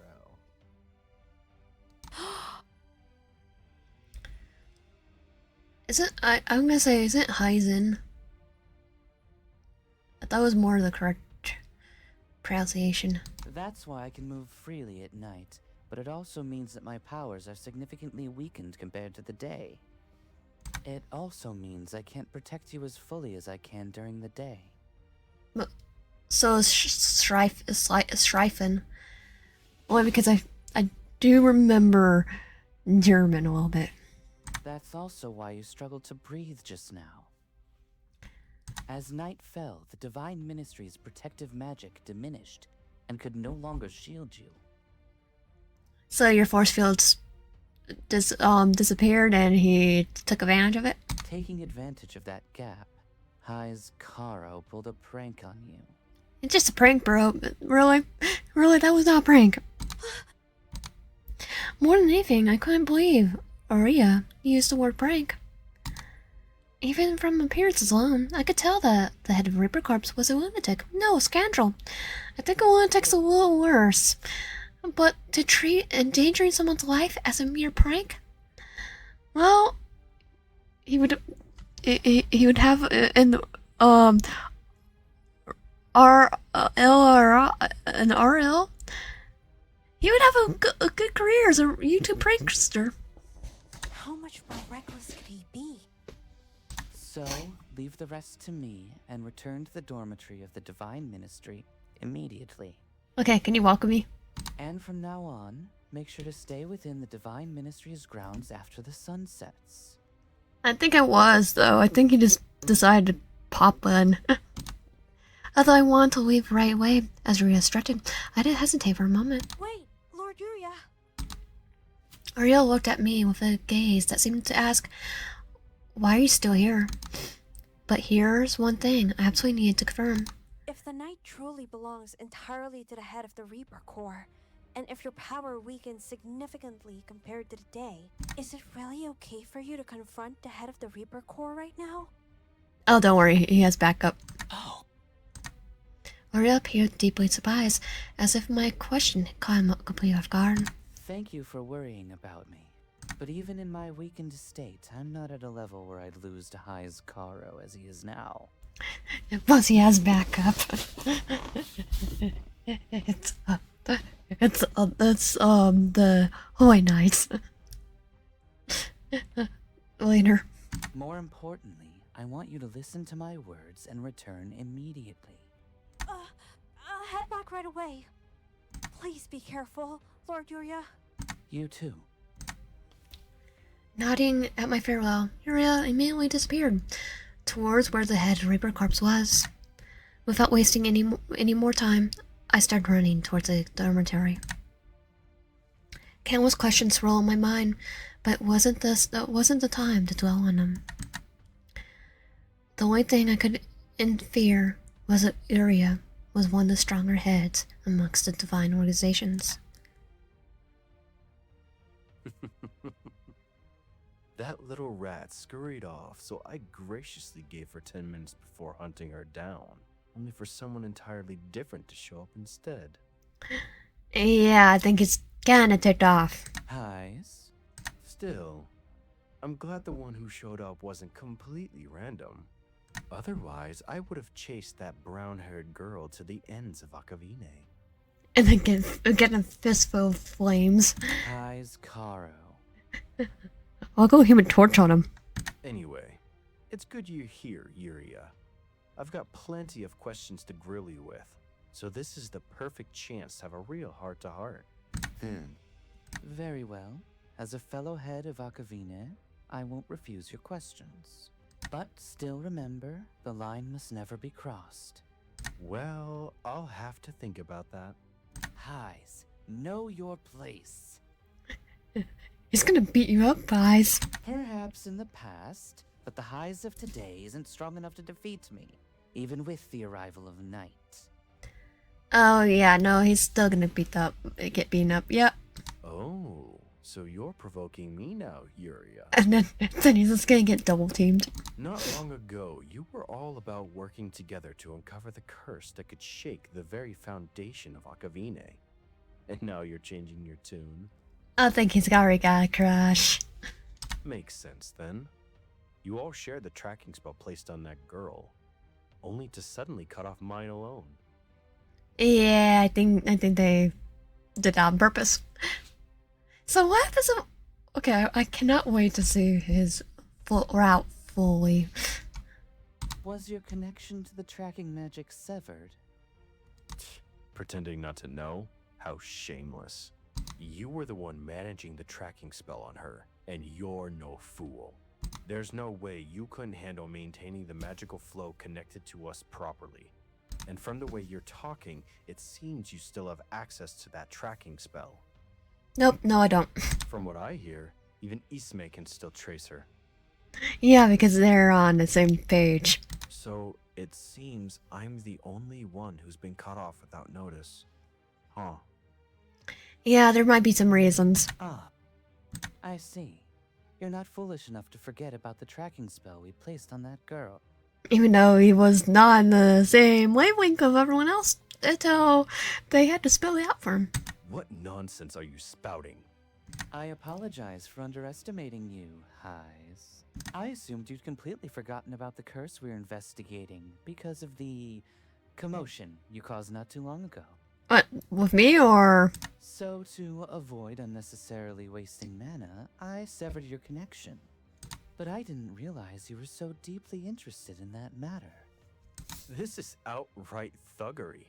If you were going to cut me off, you should have at least told me. Oh, no, I told you. They didn't give you the message? And if you're really sorry, show some sincerity. I am sincere, Highs. Honestly, Uria, you've always been the best at coming up with plausible excuses and spewing sweet-talking nonsense. Yeah, but... Whatever. You got that girl into Akavine's organization. So tell me, are you actually digging into who she really is? Most likely. The investigation into her is progressing smoothly. Then share with me. Nah, I don't think so. Unfortunately, that's not possible. What? She has entered the Divine Ministry, which is my realm, so her management is entirely my responsibility. But what you're demanding is for me to share that responsibility with you, breaking the rule that the three organizations of Akavine must not interfere with each other's realms. just giving them the law. The fact that you're near the Divine Ministry's realm right now proves as much. So, yeah, go away. It's fortunate that it's nighttime.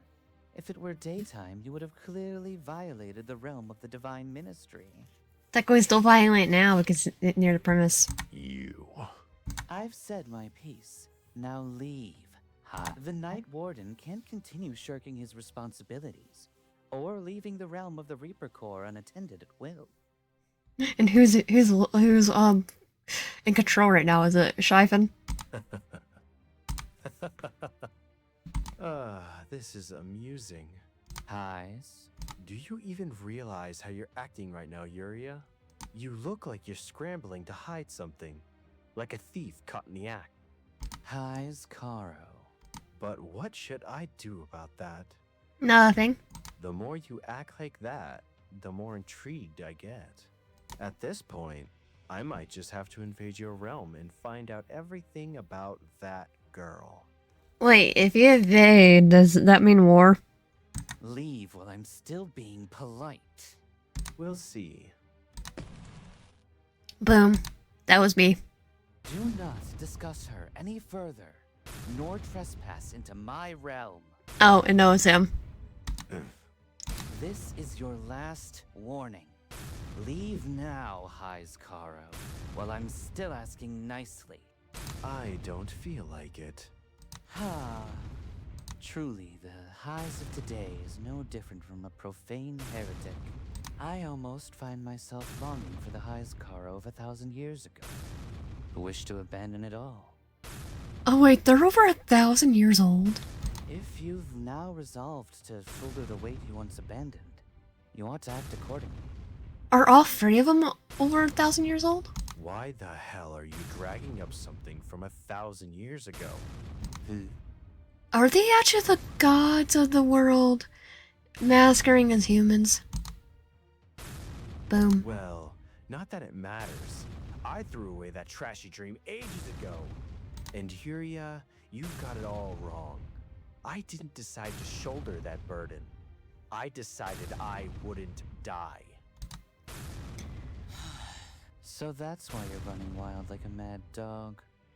There you go. Took you long enough to catch on. Avoiding responsibility, indulging in nothing but pleasure. I wonder if they are actually the gods of the world. What a truly worthless and pathetic mindset. That's not your call. It's my damn domain to judge. What's this? Acting like you're going to kill me, Uria. It seems there's no point in listening to highs any further. All right. Thanks for sharing that worthless mindset of yours. Well, at least you know how to show some gratitude. That's a relief. But why did you bring up what happened 1,000 years ago? You just made my mood even worse. Yeah, and makes my interest peaked. I was angry at you for attempting to harm my person. So I wanted to sour your mood as much as possible. Someone under your protection? You mean that girl? Yeah. Duh. Oh, come on. How long have you even known her? And you're already acting like she's your person. Like, once in a day. It's the meme. I've only had him for less than a day, but if he went and hurts him, I'm gonna RIP myself and everyone else in this room. What? Have you started getting attached to that girl or something? Damn it. Walks off without even listening. Yeah. Seriously. There isn't a single thing about you that I like. He doesn't need to. It's like, bye. A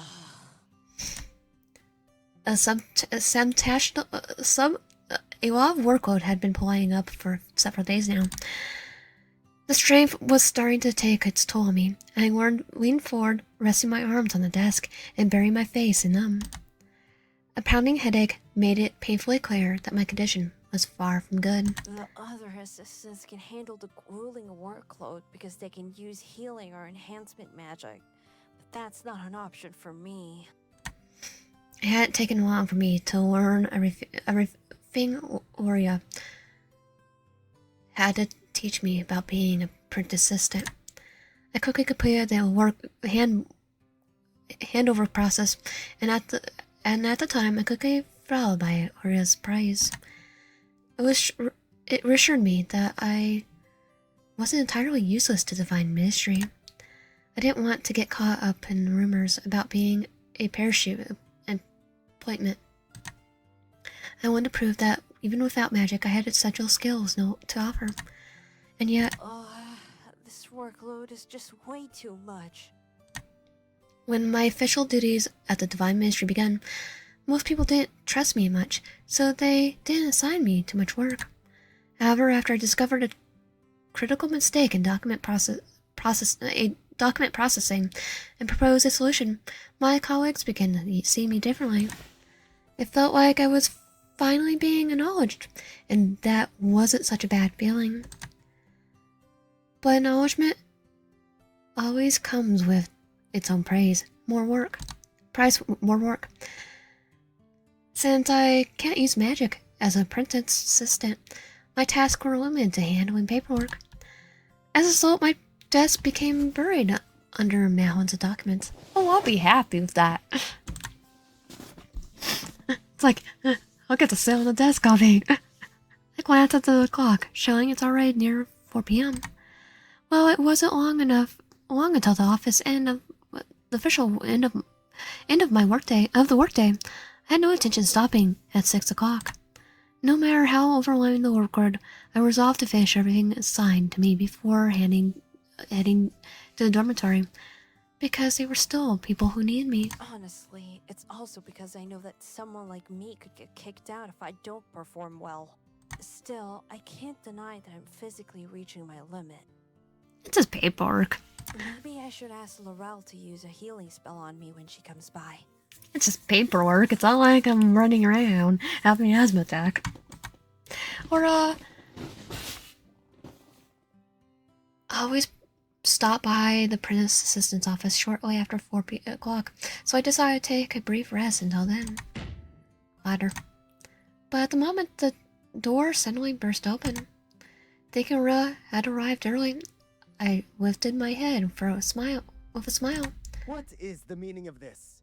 Why are you napping instead of working? I'm not napping. I'm working. However, the person who appeared before me was no other than the examiner in charge of his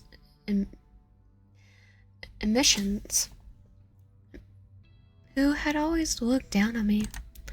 Feeling weak, I stood up, intending to offer a simple greeting, but he strolled over without hesitation and scanned my desk. His eyes quickly landed on the large stack of documents piled up, and immediately began reprimanding me harshly. It's like just scolding me. What time is it now? And this is all you've managed to finish? I'm sorry. After pouring all my focus on it all day, I barely managed to get through half of the stack. I didn't even have energy to make excuses, not wanting to get dragged into an annoying argument. I meekly offered an apology, but the missions examiner, having seized the perfect opportunity, seemed determined to latch onto this and not let go. You can't even use magic, yet you somehow managed to catch the head's attention and become an apprentice assistant. And this is the pace you work at? Well, you could shove your opinion up your butt. As the examiner went on relentlessly, I really exhausted, only half listening, and gave half-hearted responses. The whim seemed to anger him for her, and he began raising his voice without hesitation. Do you think you're something special just because you landed an unprecedented position in the Divine Ministry? No, I think you have the Fourier complex yourself. I've been curious for a while now. You're full of suspicious traits. Just who are you, really? A person? I'm just someone who received help from Lord Uria.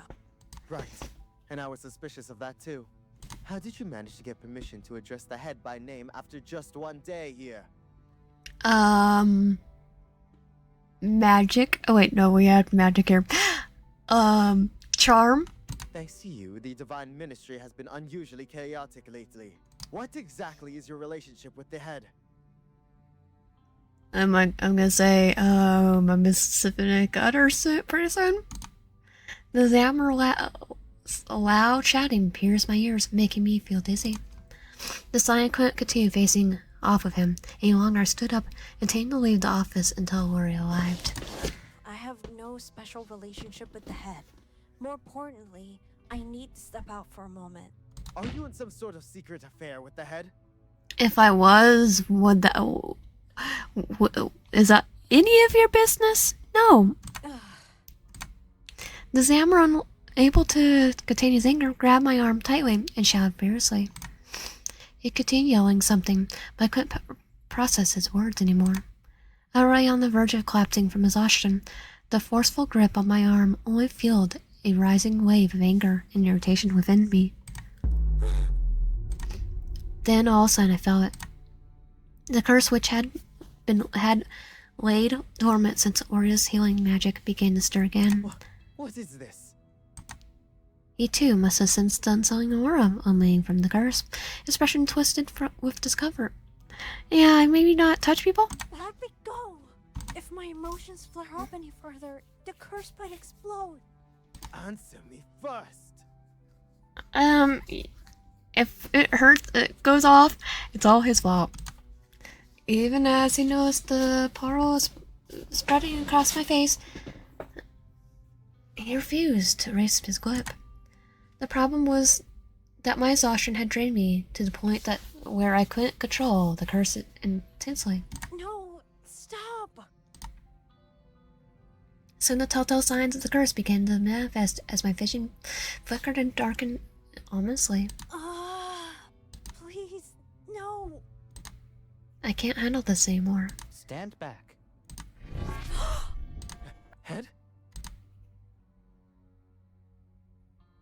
Uria suddenly appeared, shifty pulling the administration's examiner away from me, infusing me with healing magic as I stumbled in his chest.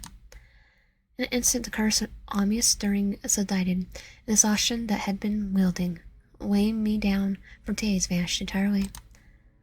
Feeling notably lighter, I hastily looked up at Uria, who had encased me in his protective embrace. Meanwhile, Uria stood firm, his arm still wrapped around me, as he cast a cold, piercing gaze towards his hammer. Head? Why? Before asking why I'm acting this way, perhaps you should first reflect on your own wrongdoing. Ooh, he got pwned. My own wrongdoings? Have I done something wrong?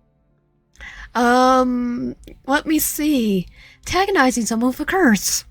If you're referring to matters related to her, I was merely reprimanding her as a senior and a superior. Reprimanding.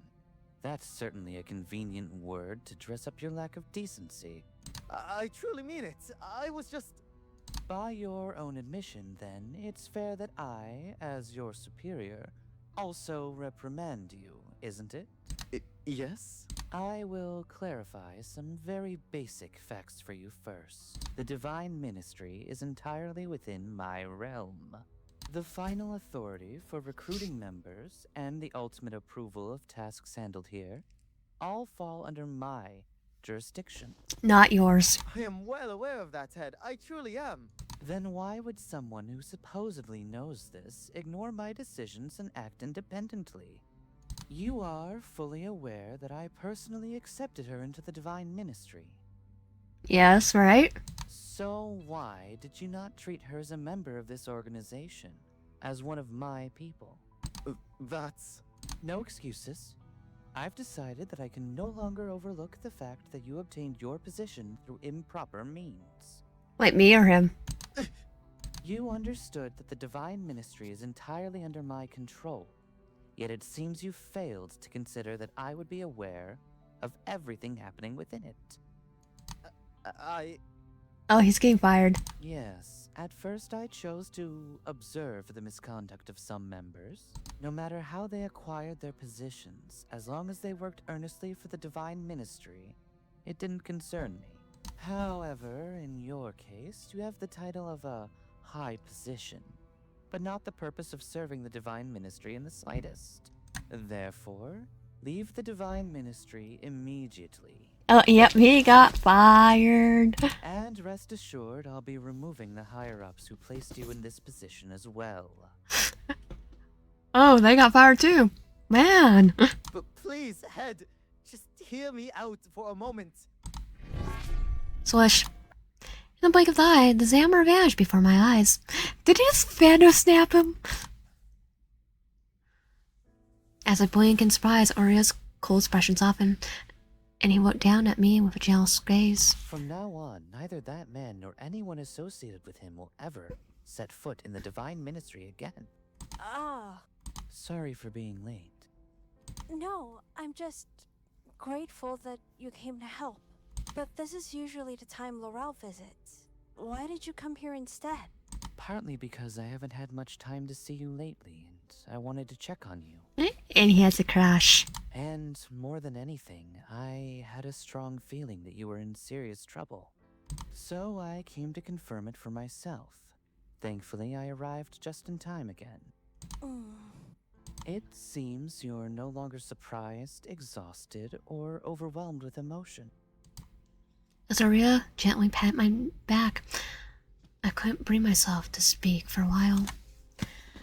I was grateful, of course, but the thought that he had witnessed such a humiliating moment, one where I was bewailed as useless, made my cheeks burn with shame.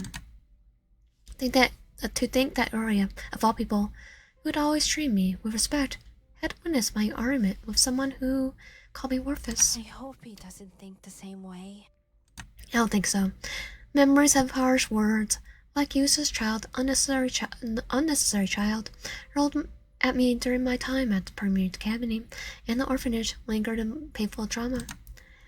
They were deep wounds I desperately wanted to hide, scars from judgment gaze of those close to me, blinding me as helplessly useless. Are you all right? You don't look well. Lord Uria? I clenched my trembling lips tightly and lowered my head, speaking in intense voice. Why are you so kind to me? Even without saying that you're kind, I can tell you treat me differently from the other people in the Divine Ministry. Even though I'm no better than a parachute appointment, most of the members only tolerate me because of you. I know that. But even then, more than 90% of them are suspicious of me. Most only pretend to be nice to my face. Yeah, but at least they try. And like the Xammer, that's no longer Xammer anymore.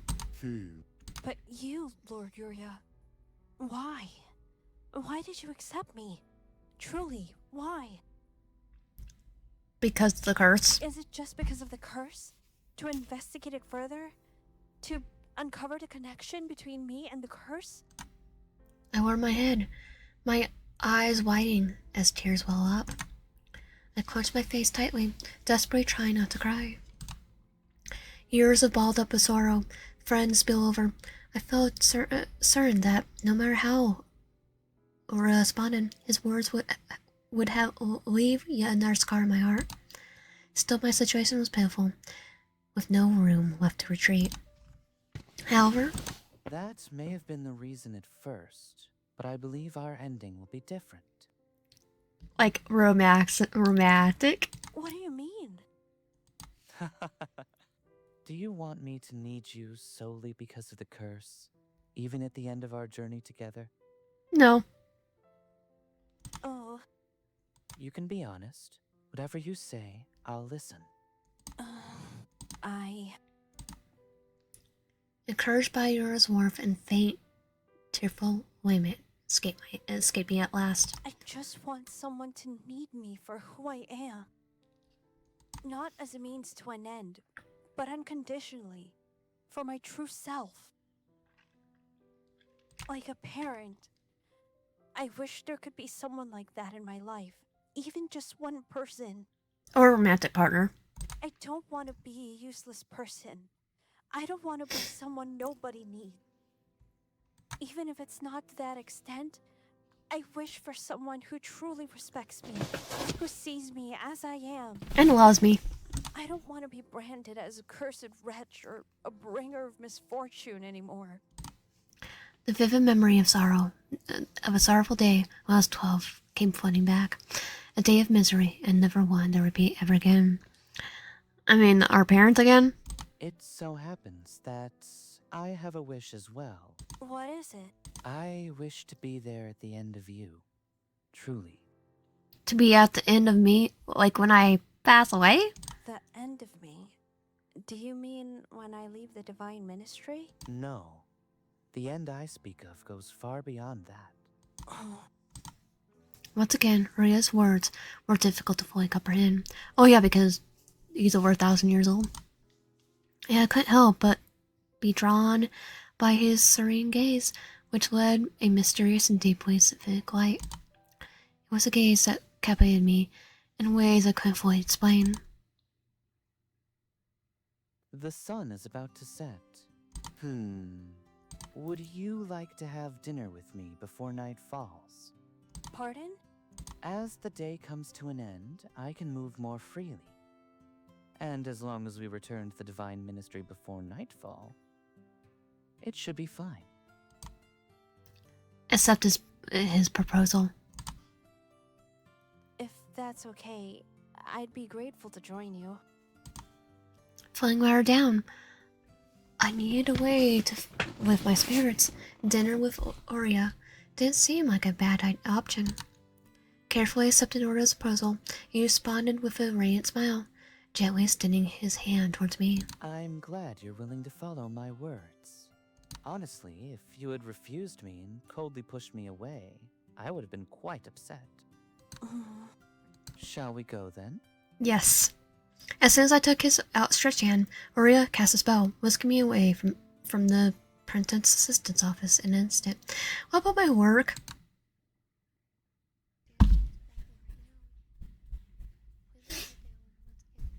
I'm going to put no, because I'm going to end it here for today, because I could just do the next 4, because it's 8 chapters that I could do next time. If you like my content, please subscribe, hit the bell, help out, comment down below. See you guys next time.